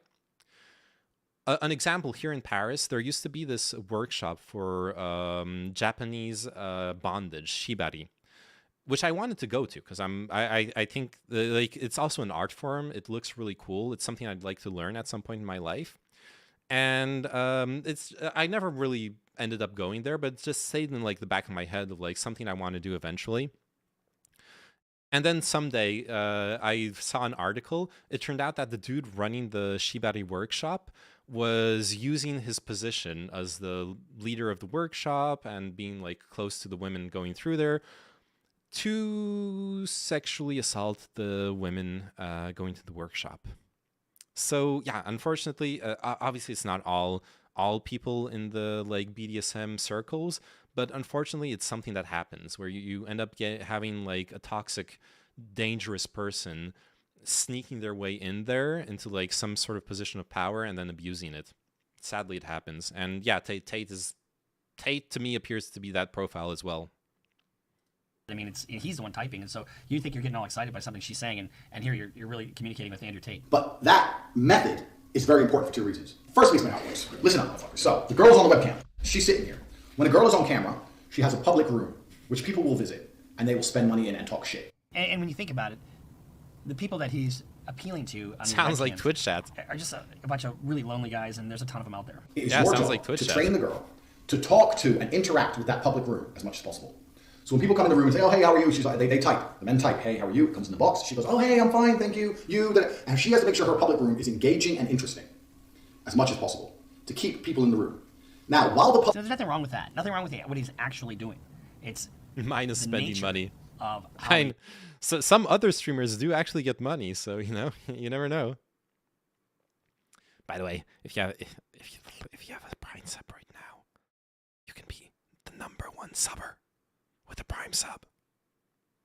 Wait, actually, Skits Prime sub last week, but you can sub with Prime. Oyo is actually in some room in Romania against as well. Yeah, I'm being pimped out by Tate live on stream. Oh shit! Thank you for the 15 bits jokes, though. Appreciate it. Take it off, hottie. Ooh yeah. It only has one shirt. Next week, I promise. Oh yeah, you don't have to. I also, you know, it's all good. But if you do it, I'll be very grateful for it. Just getting the girls there and keeping them there. Amazingly, the person Tate reminds me of the most is Keffels. Really? Really? Okay, let's see the reasoning on that. As the ego thing where they go super aggressive when they lose face or make outrageous claims and also having cult-like fandoms. Okay, yeah, those two things, yeah. I'm actually a person who doesn't seek a following, as my 38 following shows, but really I don't think I'd be a good leader or even the conga line. Damn, you need to go, okay, Sabercat, you need to go to some like a boomer marriage party thing and start the conga line, okay? It'll be a great confidence booster. I believe in you. I believe you can be the conga line leader you want to be. You have the potential in you. I can tell through Twitch chat that you have it in you, and I have the utmost confidence that you will achieve your dream. That is me being a cult leader. You can also receive private messages, and all those private messages you are going to reply to, and you're going to reply to them via screen share on a computer in a different room. As long as you're on the same Wi-Fi network, you're having more conversations with men than a girl could ever have on her own, because she's too busy on her own. She's overwhelmed. She can't. Wait, is Andrew Tate saying he's responding to the chat messages? No way. No, what a fucking loser. Wait, is he actually doing the catfishing himself? Oh my god. Dude, this was supposed to be like a get rich quick exploitative scheme. Wait, okay, real talk. If he's actually doing the catfishing, he's actually working. Okay, just like this woman I was talking about earlier, who I dated like a couple times. She was doing an actual job. He's actually working if he's doing that.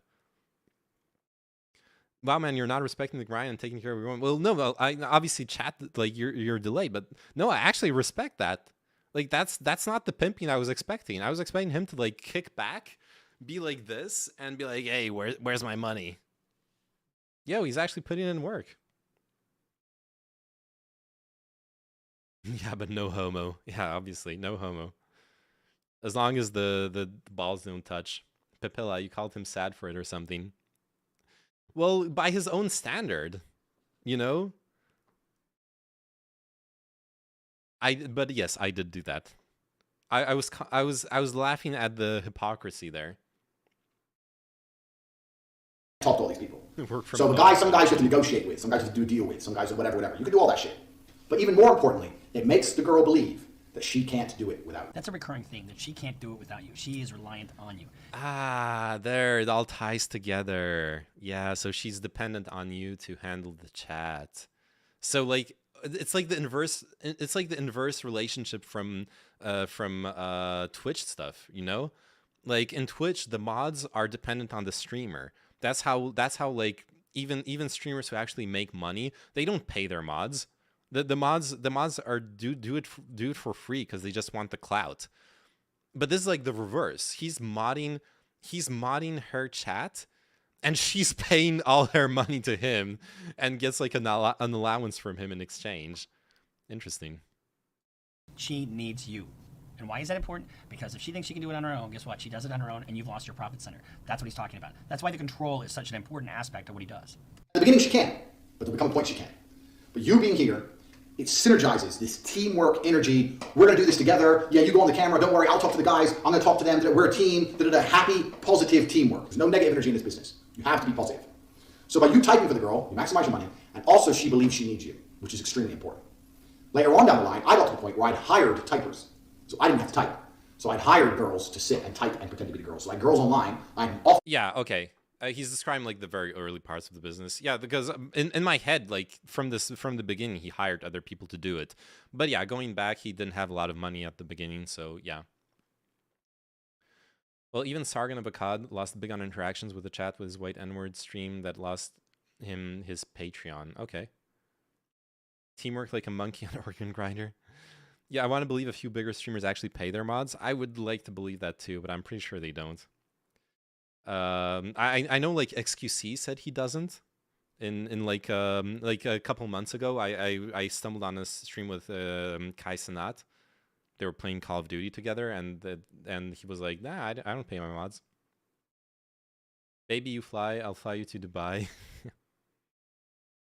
Office full of girls tending to type. So I have 4 typers, 20 girls online, for example. Another reason you use Chatterbait is because they will pay you in Bitcoin. This is another critical part of what he does, and that may impact a criminal prosecution of him later. And if you recall at the beginning of this video, he talked about not wanting to own property because he didn't want to pay taxes. And him not paying taxes is a recurring theme.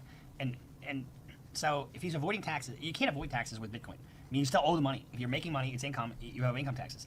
Just because you're paid in Bitcoin doesn't mean that you don't owe the taxes. Yeah. Well, it makes it easier to launder the money. That's all it does. It makes it easier to launder it. Which is obviously Andrew Tate's point. Sargon still exists. Yes, he does. That's so much work, though. Well, and running a business... At this point, I have to give it to him. Andrew Tate is describing, like, running an actual business. And even, like, as much as he's horrible in a lot of other clips and videos, here he's describing like basic management techniques, like keeping a positive workplace. As the boss, he shouldn't hesitate to like stoop down and do the grunt work, like doing the chat catfishing or whatever, or moderating the girls' chats. Then only once you have cash flow, then you hire other people to do it, and now you're just like managing a team. That's like, he's describing how to like actually run and grow a basic business, really putting the organized crime. Yeah, I mean the thing is, if the women are not being exploited and are actually consenting to the work, if the revenue share is not exploitative, in theory, there's nothing wrong with what he's described up until now, except at the beginning, that's where it all falls apart. At the beginning, one of the most important points he had was, they work, I take the money. So obviously, what he wants to do here is an exploitative business. He wants to milk the shit out of the money that those women are working for, and he's just sitting back like typing to some horny dudes in chat, and then not even that, he's just paying other people to do it. Probably like minimum Romanian minimum wage as well. Like there's no way he's paying anyone involved their proper wages.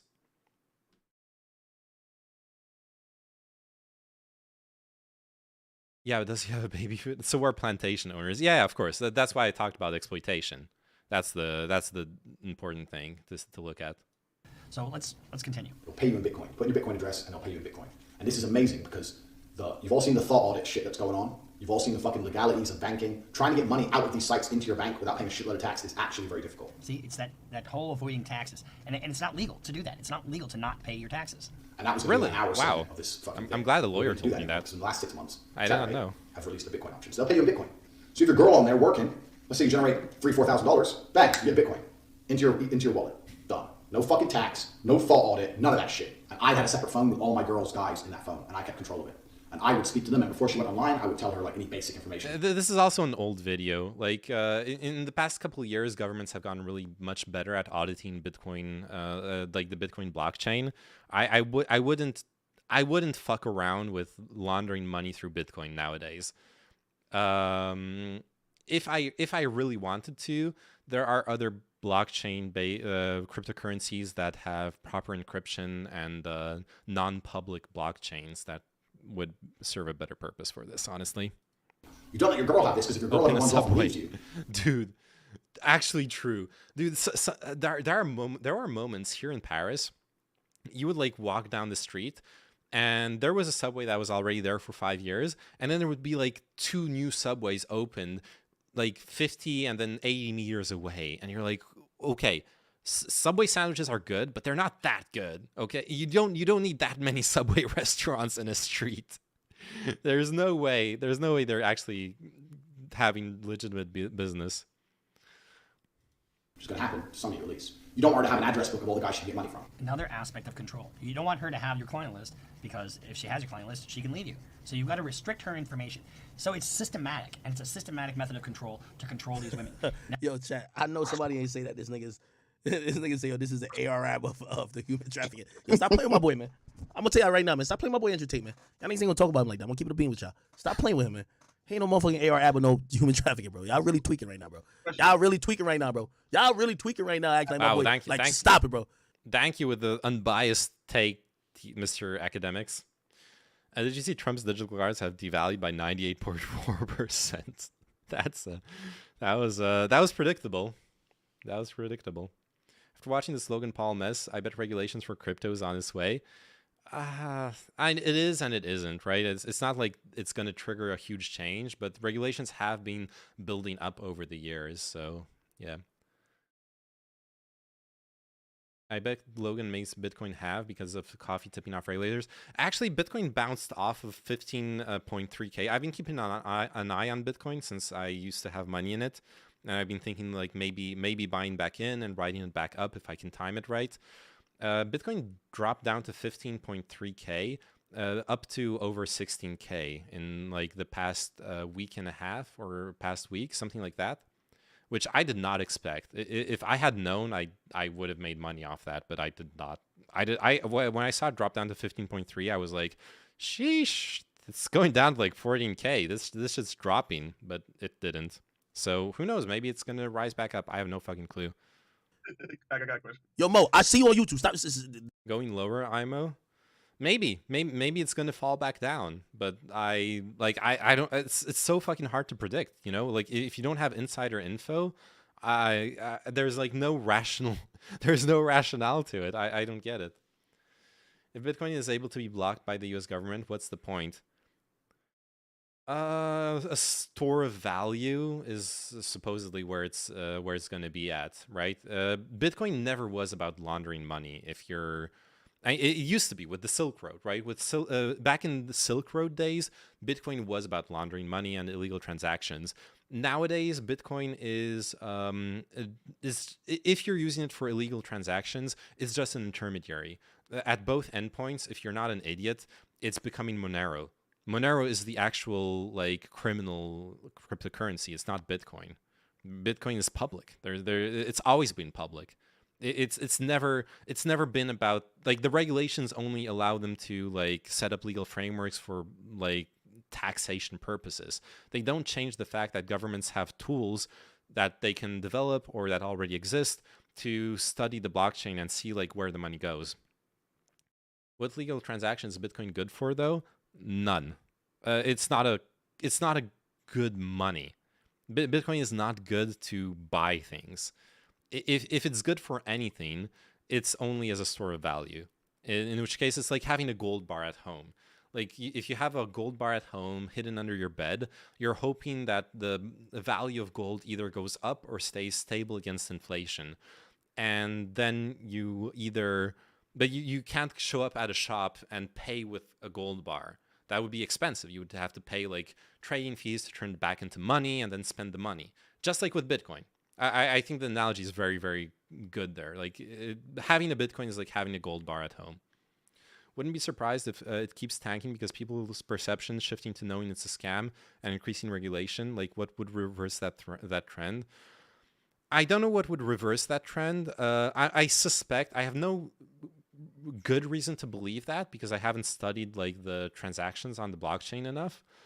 but I intuitively I'm assuming that the big institutional people, like the banks, the hedge funds that bought into crypto at some point in the last couple of years, that they probably have targets where they buy big amounts of Bitcoin in order to average down. So like, say a hedge fund decided that once it starts to approach 15K, they're gonna start buying everything up. If they put in enough money, then that will be like a very strong floor for the Bitcoin value, unless people start selling more than that hedge fund is willing to buy, and then it will crash back under it will crash under the 15K. So I suspect there's maybe those kinds of like resistance points from big institutional investors, since there are a few big institutional investors who put in a lot of money a couple of years ago and probably still have assets in the game.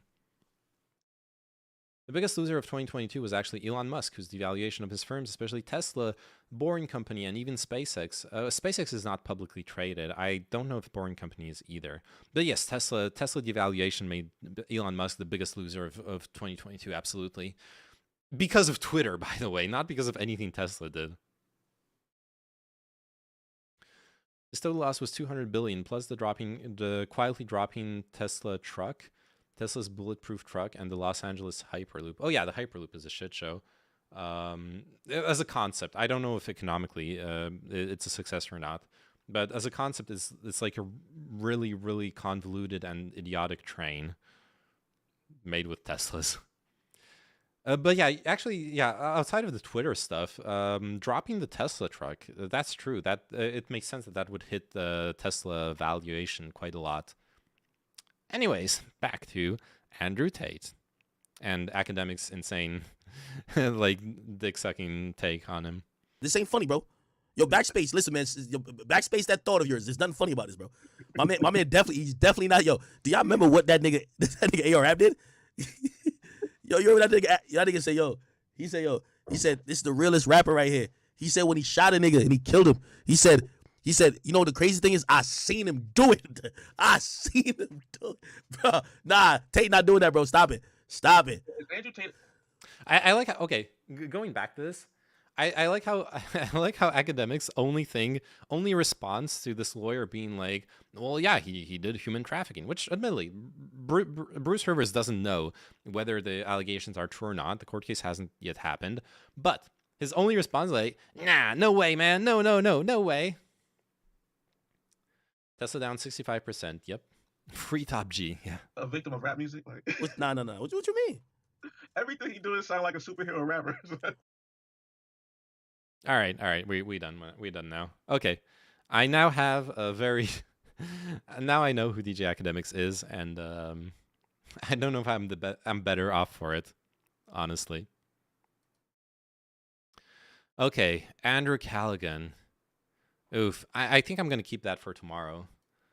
I'm gonna catch up with some of the links y'all sent me earlier. What do we got? Oh yeah, let's stick with the Tate stuff. Let's keep Tating out. We got Ben Shabibo on Andrew Tate. Ben Shabibo and Andrew Tate with a 16-year-old girl. Amazing. Coffee. Coffeezilla. I'm gonna keep that for tomorrow too. I hadn't realized. Okay, this is like a small on the side note. I hadn't realized how much streaming regularly built up my voice endurance and my like mental endurance for streaming.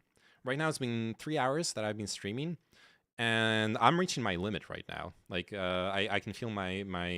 I need to just go get a glass of water. That'll give me like another hour or two. But thanks for not including stinker takes. Yeah. Let me just get the glass of water back. I can feel like my throat. It's a bit rough. I can feel like my brain. It's a bit foggy. So I think it'll come back fast. It's like riding a bike. It comes back, but it'll take me like a week or two to get back into the energy, have the endurance for longer streams. And 3 hours is not bad either. But let me just get some water and let's Check this out.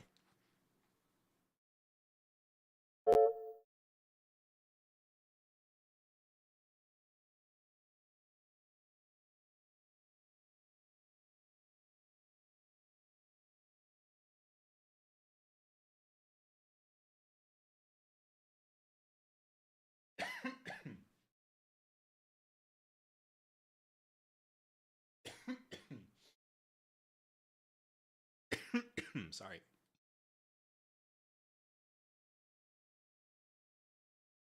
Dude, what the fuck's going on with my hair?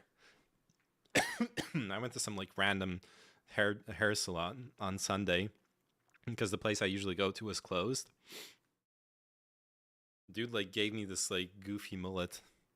Nah, it's fine. I actually kind of like it, but it's not what I really wanted. It's more like I don't mind it. Shit grows back anyways. Did you read up on Brazil memes? No, not a little bit. I did see some meme where like the pro Bolsonaro people were accusing, since they arrested a bunch of people for rioting and doing like neo-Nazi bullshit. Oh no, the neo-Nazi bullshit was in Italy.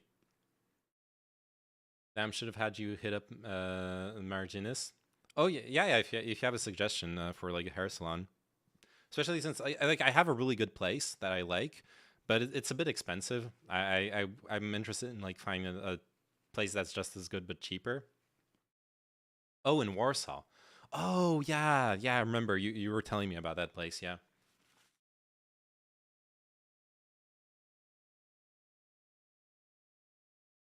Okay. Ben Shabibo on Andrew Tate, the take I was waiting for my whole life. Let's go. So I have a lot of younger listeners who are big fans of Andrew Tate, who really enjoy Andrew Tate. Now, the big news over the course of the last couple of weeks is that Andrew Tate, for those who don't know, Andrew Tate is a very online guy who was a lightweight kickboxing champion, I believe, and he's become big in the so-called manosphere. He was banned from YouTube, I believe. He was banned from Twitter. And he was banned from these things because he was a self-described misogynist, right? Somebody who believes that men are superior to women in pretty much every possible way. Well, over the last couple of weeks, he got in an online fight with Greta Thunberg in which he was tweeting at her about how he had Bugattis and lots of gas guzzlers, and he was heating up the climate. And then she tweeted back at him that he had a small dick. It was all very silly. And then one day later, he ended up being arrested by Romanian authorities. And the allegations against Andrew Tate is that he was engaging in sex trafficking. According to the New York Post, police in tactical gear descended on a villa where Andrew Tate and brother Tristan were staying Thursday to detain the British brothers on kidnapping and rape charges, judicial sources told Romanian outlet Libertatea. Video shows the officers with battering rams and guns sweeping through the dark villa before escorting Tate into a car. The brothers in April had allegedly detained two young women, one with American citizenship and one Romanian, inside the villa against their will, where they were subjected to physical violence and mental coercion, according to the authorities. Police said the Tates allegedly formed an organized crime group and sexually exploited women by forcing them to perform pornographic demonstrations for the purpose of producing and disseminating through social media platforms. The brothers had been questioned for 5 hours by the police back in April, but were released at the time. And then dude, look at this production quality. Dude has like a slow pan mobile camera, like. Wow, slowly we're getting this like slow pan action shot of Ben Shabibo reading an article. Can you feel the adrenaline? Can you feel the excitement? God, I'm excited. Flying to Paris, I'll be your cameraman. Damn. All right, yeah, let's do it. They're currently still being held in Romania right now. Now, Tate had predicted for a long time this would happen to him. He had predicted that people were going to come after him, that they were going to arrest him. Does that mean that he's not guilty of something? I have no idea. I have no idea whether he's guilty of these crimes. It could be trumped up. It could be the Romanian authorities who are embarrassed by Tate. It could be anything. I don't place a lot of stake in the law-abiding nature of... I work for Bread and the Metro Pass. Dude, they just raised the cost of the Metro Pass here in Paris, okay? We got a problem here. These eyebrows. The Romanian authorities. I literally know nothing about how the law... I mean, Andrew Tate literally said he moved to Romania in order to avoid law enforcement. So I don't know whether that's true or whether that's not. I assume all of that will come out in the wash. The thing I want to focus on is the popularity of Andrew Tate for a moment. Hey, there's something... Okay, this is a detail. This is something I fucking hate when... with those kinds of, like, pundit, like, people. They can be so weaselly. When he says he doesn't know... Like, it's such a detail, but it's such a fucking important detail. They were going to arrest him. Does that mean that he's not guilty of something? I have no idea. I have no idea whether he's guilty of these crimes. It could be trumped up. It could be the Romanian authorities who are embarrassed by Tate. It could be anything. Like, he says it could be anything. He says, I don't know if he's guilty or not, but the only hypotheticals he lists are hypotheticals where he's not guilty. And that is so fucking slimy, okay? Like, maybe I'm, like, autistic about this, but if you're gonna list hypotheticals in a situation where you don't know what's going on, shouldn't you at least list, like, a couple hypotheticals of one extreme scenario and a couple of the other extreme scenario? If all your hypotheticals are of only one scenario, you have an agenda. This is not just like a casual disclaimer of, oh, I don't know, I don't have an agenda, I don't really think anything about this. No, you clearly have an opinion.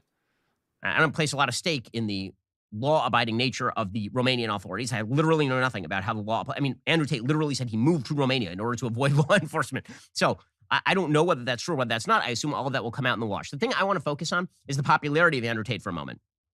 And it's fascinating because, again, I have a lot of young listeners who are interested in the stuff that Andrew Tate says. The reason they're interested in the stuff that Andrew Tate says is because he's transgressive. He's transgressive in that he says things that no one else will say. Some of the stuff that he says is, frankly, terrible. And some of the stuff that he says is not terrible. Some of the stuff that he says is actually a version of truth. I mean, when he says that promiscuity is generally a bad thing, he says it only among women. Or he says when he says promiscuity for women is a bad thing. That used to be a relatively uncontroversial thought, but it's been considered bad to say that now. It's wrong. Of course, Shapiro loves that line. It's fucked up to entertain the idea of trumped up charges, to be honest. In and of itself, it is fucked up, yeah. It's just pure conspiracy brain, like just purely feeding the conspiracy brain. In the people used to say that in the 1950s, yeah. This is the right shifting focus from white Christians to young men. Absolutely, yeah. That's a good point, Jokesta. There is, and it's the way that the conservatives can survive the demographic shift. If the conservatives were going to stick with white Christians, then they would die. Their political power would be lost in a democracy just because of demographics. But if they can recruit the new generation of young men, then they will survive for another generation. Absolutely. The amount of weapons in his home, I think, wow. He had over 40 knives, axes, and a broadsword in there. Okay, not gonna lie, that sounds fucking awesome. Okay, if I had a mansion and I had like space to collect stuff like that, I would have a broadsword. Okay, I would love to have a broadsword at home. That would be fucking awesome. Plus, like, I've been open about becoming like getting a sports shooting license. I would probably even have guns, you know, not a million of them. The maximum you can own in France anyways is 12 separate semi-automatic firearms. So it's not like you would have 40 of them like some people have in the US. But I would also have guns at home. That doesn't mean I would want to use them. First, you need a room for all your whiskey. Yeah, true. Restrictions, lol. Hey, look, let's be honest. Who the fuck needs more than like a dozen guns? Let's just like take a deep breath and be real about this. Like, obviously, if you're like a collector, a historian, and they do make exemptions for those kinds of situations, but I struggle to imagine me and my RPG collection. I struggle to imagine any kind of hypothetical scenario where I own more than like a couple firearms, honestly. I'm not even sure I want to own one firearm. That's like a question I've been thinking of. I'm not even decided on that. So, yeah. That's just my personal approach. Oh yeah, it was actually from Kentucky. Yeah. Yeah, bourbon and guns. Hells yeah, brother. Banned. Now, we live in a moment because we are so censorious online and sort of in the political world. We're so censorious. The Overton window has shrunk so much that there are two concepts that have been crimped. One is truth, as in like Pope Benedict XVI truth. Right? Things, eternal things of value that you're not supposed to say anymore. A man is not a woman. Men should marry women. They should have kids. Right? These are things that are now considered very controversial in the elite circles of the West. You're not supposed to say any of those things. So I mean, there's so much to unpack here. I'm feeling like a fucking like airport worker, you know? There's like just this huge pile of baggage, like Pope Benedict, hundreds of years of fucked up baggage. Where do I start with? Where do I start unpacking what he just said? The like amount of bullshit he can drop in a single sentence. I don't even know where to begin. No thanks, I prefer not to have weapons as I can be annoying and I want to die in my sleep, not with an arrow in my chest because of an argument over Star Trek movies. Fair enough. Truth, like capital T, long-standing truths, these things have been denied. Capital T. You might as well just go capital B for Bible. Jesus Christ. That's not the truth. That's the fucking Old Testament. And then there's also been stuff that's been denied that's just kind of garbage, like stuff that's not nasty to say or yucky. And so what's been crimped is courage, right? People are afraid to say the truth, and they're also afraid to say their opinion because they lack courage, because the social sanctions are so strong. Oh, yeah, truly. And Andrew Tate is so brave, pandering to the lowest common denominator of poor, like, young men being lost in life. Truly the epitome of bravery. Oh, that's not good, because the airport workers always go on strike here in the Netherlands. Why do you think I haven't streamed for a month and a half? I went on strike. Unfortunately, Twitch did not accede to my demands for a salary, but I did go on strike. Did you see? Pope Benedict, who was hiding in the Vatican City because he faced extradition charges on the movement of pedophile priests. No way. Wait, is that real? Oh, no. Oh, Shabibo. Why did you quote him, of all people? You made a union with all the 15-viewer Andys and went on strike? Yes. Dude, unironically, you know what the funniest thing would be, Chinchilla? If, okay, maybe not 15-viewer Andys, because 15-viewer Andys will still bring in a couple subs and stuff. But if all the Twitch streamers who are, okay, let's say like 0 to 20 viewer Andys went on strike and stopped streaming, Twitch would make money. Twitch would gain money off of those people not streaming because they would have lower bandwidth costs. They would have to pay less servers. Twitch wants us to stop streaming. And so because the social sanctions are so strong, and because they go beyond just crimping the truth, they go to crimping pretty much everybody's feeling that they can even say anything, their opinion, jokes. Because of all of that, courage is now held in higher value than truth itself. Being willing to transgress lines is considered a highest value, because in a time where courage is under attack, courage is a very, very high value. Courage is always the first value. I mean, C.S. Lewis says, courage is the first value. Christian. Courage is the first value. Christian. Like, C.S. Lewis says, Christian. It's like Ben Shapiro has Christian Tourette's. He needs to like say he just needed to say that word at that moment. He can't control it. Amazon owns the servers, kind of untrue. Well, I was only speaking from the perspective of Twitch. Obviously, yes, Amazon makes money off the bandwidth that Twitch uses because of, yeah. Well, they made you to stop streaming, not me. Kappa. Courage is not a typical Christian value.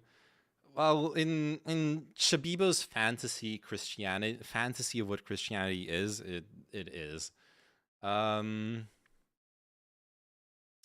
guess courage when it's against courage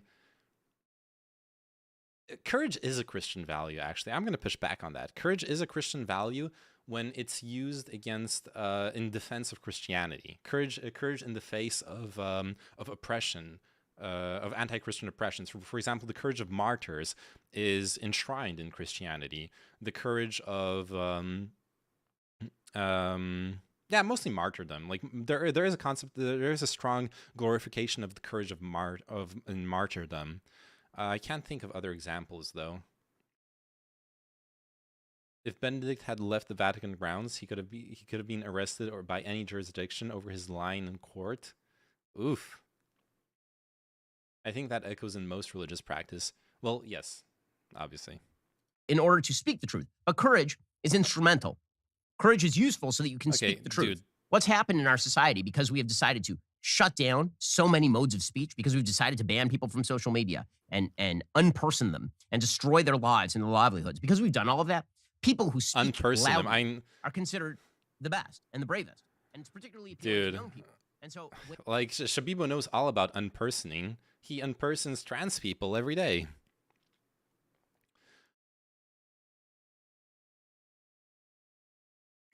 Pagan religions are more about courage. Islam and Asian religions are more about courage.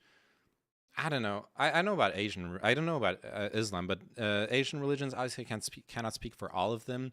But if there is courage in like Zen or Taoism, it's courage in the acceptance of reality. It's like a weird twist on courage. So like in Taoism, you will learn to be content with your position in life. Whereas the Western concept of courage will usually be to rebel against your position in life, to have the courage to fight against the people above you, to take away what is theirs in order to accede to what is due to you as a wholesome person or whatever the fuck. Whereas in like Taoism, it's going to be more like, well, actually in Christianity, it's also the same, right? That's what Nietzsche was criticizing in Christian thought. It's what Nietzsche calls slave morality.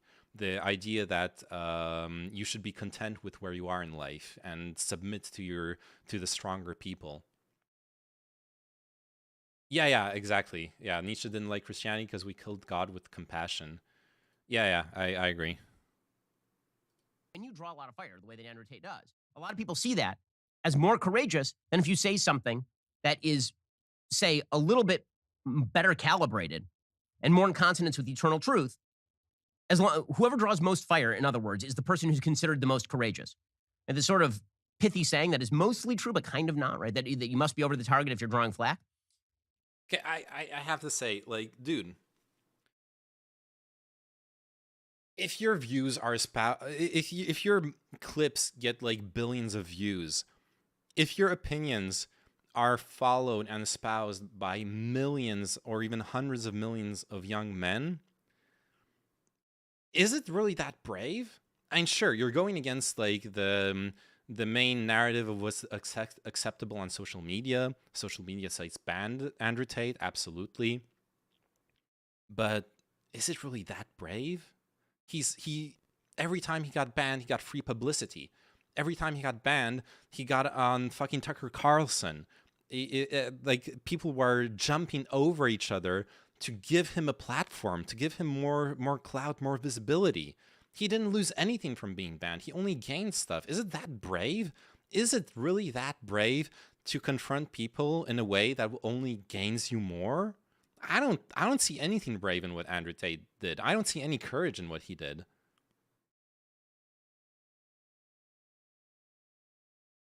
Oh, such courage to threaten women with weapons, even claiming it's okay to beat and abuse them. Still, this is Ben Shapiro, who didn't have sex till he married at 25. So I'm guessing this guy's ideas on sexual etiquette are limited to his way more successful way. Dude doesn't believe in the female orgasm. So yeah, let's avoid sex advice from Ben Shapiro. I think most of the world is still more aligned with Shapipo's views than progressive views. True as well. Damn, son, by his logic, Kanye West's anti-Semitic rants are brave.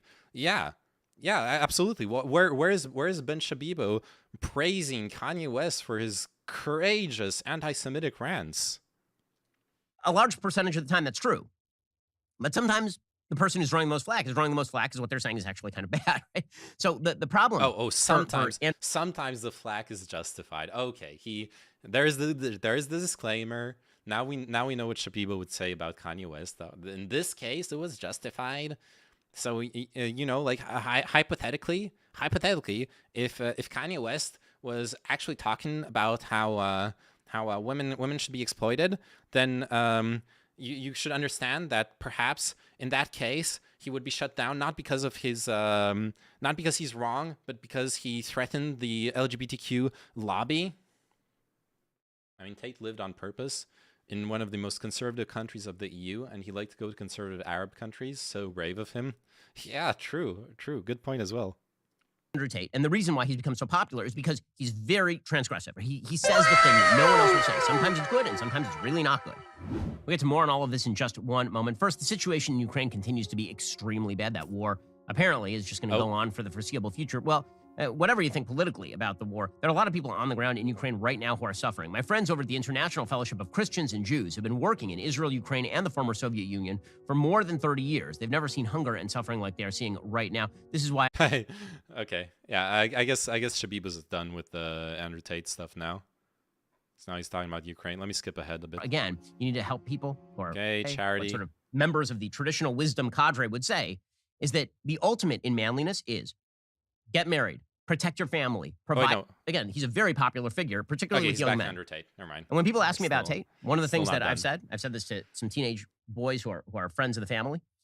They asked me about him like, I don't know, a week ago. What I said is some of the diagnoses that Andrew Tate has of secular society are correct. His prescriptions are largely incorrect. And the things that he puts, he has a list of rules, and many of the rules that he puts online are actually pretty good. And then the way that he acts, right? His version of masculinity, which is have a bunch of kids by a bunch of different women, live in a castle with 30 Bugattis, right? Put pictures online and muscle put, like this kind of stuff. That's not the traditional mark of masculinity. What Pope Benedict XVI would say, what I would say, what sort of members of the traditional wisdom cadre would say, is that the ultimate in manliness is get married, protect your family, provide for your kids and your family, provide a space for them to grow. Okay, this is like the weirdo conservatard version of what that lawyer Bruce Willis or whatever his name was saying. Like, yeah, provide for your family, be a good person to the people around you, earn their respect by being the best person you can be, and that is good advice. I respect that. Not from Shapiro because he's full of shit. Not from Tate because he's full of shit. That random Bruce Willis guy, sure. I don't know who he is, but I liked his intro to his videos, so I'll grant him that. And get a Bugatti, yeah. Does Tate even want a family? Man, I think what Shapiro. I don't know if there is a source on that, like him wanting to have children. He might not want to have children at all, but if he does want children, I could see it being the same as like what Shabibo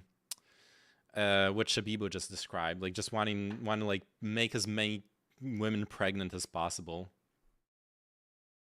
For 4'11" Ben Shabibo, whose wife is a surgeon who makes way more money than him. I don't know if she makes more money than him now. He's like a media. Shapiro is literally on him by himself a media empire. You can't take that away from him. Does he want baby puke on the seat of his Bugatti? Okay, you know that whatever children he has, he's not taking care of him. Not in that way. His harem can raise the kids, exactly.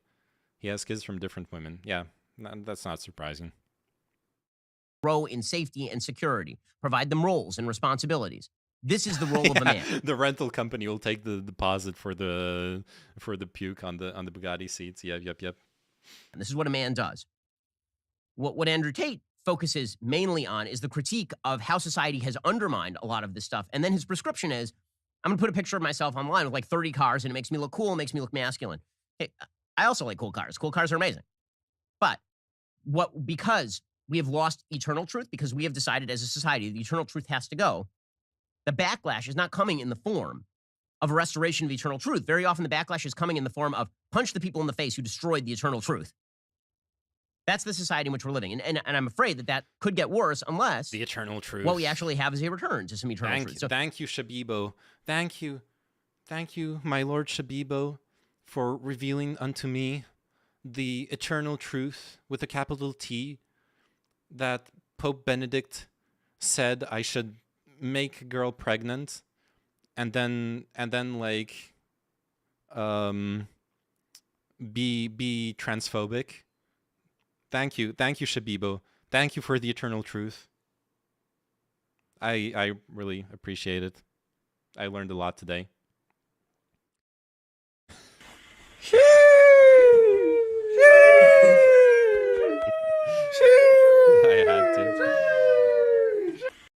Yeah, Disney wants to start a media company for this reason because you probably saw it work for Shabibo. Yeah, and, Trainwreck's started up his own streaming platform. What's up with that? Where is it at, by the way? I wanna. Is it still up? Does it even exist? Oh, it's Kick. Right. It's called Kick. Kick.com. I got an account there. Yes, it's still up. Yo, I need to get on the multi-streaming game on Kick. I need to add it to the list. You know, no reason not to. Got to throw it into the mix. Let's see what kind of wacky streams are going to be here. I like, you know what? I like this. Look how small the streams are. This is actually a great way to be discovered. Except with, okay, it's all a bunch of fucking degenerate gamblers. God, I hate that. Yeah, I need to do that tomorrow. I'll make myself a Kick account and take care of that. Yeah, it's fun. I'm actually going to multi-stream on this platform. Yeah, there's no reason not to. This is like really good actually, for a small streamer like me. I like this. Like, yeah, I'm getting a 14 viewer streamer recommended here. This is really good. Slots is still Twitch, by the way. Oh yeah, you can still do slots on Twitch as well. True. Yeah, and then Destiny. I don't know what Destiny has planned. Is it MySpace? Well, basically, for those who are not terminally online, Trainwrecks TV, one of the biggest streamers on Twitch, biggest gambling streamer on Twitch, because of also known as Tyler Nickname, that's his real name. Basically decided that he should create his own streaming platform in order to be safe from any kind of ban or departnering from Twitch's side. So he created Kick.com. Very likely created because the Twitch source code got leaked a couple of years back. Clearly copying Twitch with just the CSS styling of the website swapped out. So yeah, he basically wanted to create his alternative streaming service, which honestly, whether you like Tyler or not, and there are good reasons not to like him, having more competitors in this world is only better, right? The people who win from having more platforms are the streamers. Well, he copied the site, but he didn't copy the code. That's the official statement. Of course, they're not going to admit to it, right? They're not going to admit to copying the source code. It looks like MySpace. Oh yeah, probably. Dark Reader didn't change anything actually. Never mind. I was like, maybe my Dark Reader plugin is fucking with the CSS, but didn't change anything. All right. Okay. Like I was saying, I'm a bit rusty on the streaming thing, so a 3.5 hour stream is kind of poops me out, especially since I've been active the past couple of days, been actually doing stuff, getting back into working out, getting back into practicing music, working on some stream related stuff with the hardware setup and the content and sound alerts and blah blah blah. So I'm gonna peace out now, but not before we raid someone. Got to get back into the networking game as well. Don't think I lose. Oh God, shut up. Don't think I'm quite ready for it, but eventually want to start doing panels and stuff as well. Okay, Scott the Front is streaming, but okay, he's doing his pro-Russian. He's doing his pro-Russian stream thing. I'm not gonna send you over there. That'll be I don't have anyone to raid here actually. Damn. Johnny Scarlet. Okay, let's read Johnny Scarlet. Fucking Chinchilla is actually my manager, unironically. Chinchilla always knows who I should raid, who I should network with. It is essentially Pandora's question. He hooks me up. Kind of. Yeah, I believe that we're all connected. Okay, Fruits Basket poster in the background. So. This is Bleach. Thank you for the follow. Oh, yo. This is Puella Magica Magica. Okay, this woman is a woman of culture. I respect that. She's First like day of the adult ADHD meds. more spiritual It's stuff and political weird. stuff. Nice. Oh, I like man. that. How you doing, All right. dude? Like Mythos, like it. Let's does it feel let's okay? do that. I've been on ADHD. All right, thanks meds for on and watching. off. Hope you enjoy her content, and see you tomorrow. Tomorrow evening is roughly same What do you time. mean I can I concentrate got on a what I schedule now too, like the daily Went off it when I was like schedule 12 for what I to do tackle that I it completely myself ignored because of today. side But I effects. Now still that I'm started the 32 stream with a roughly on successful schedule, life, so and I that's could good. never imagine. Hope you enjoyed the raid, and see you tomorrow. Oh hell yeah. Bye bye. Love you. Ginge, if we're purely a product of biology and the Big Bang Theory is true, then it seems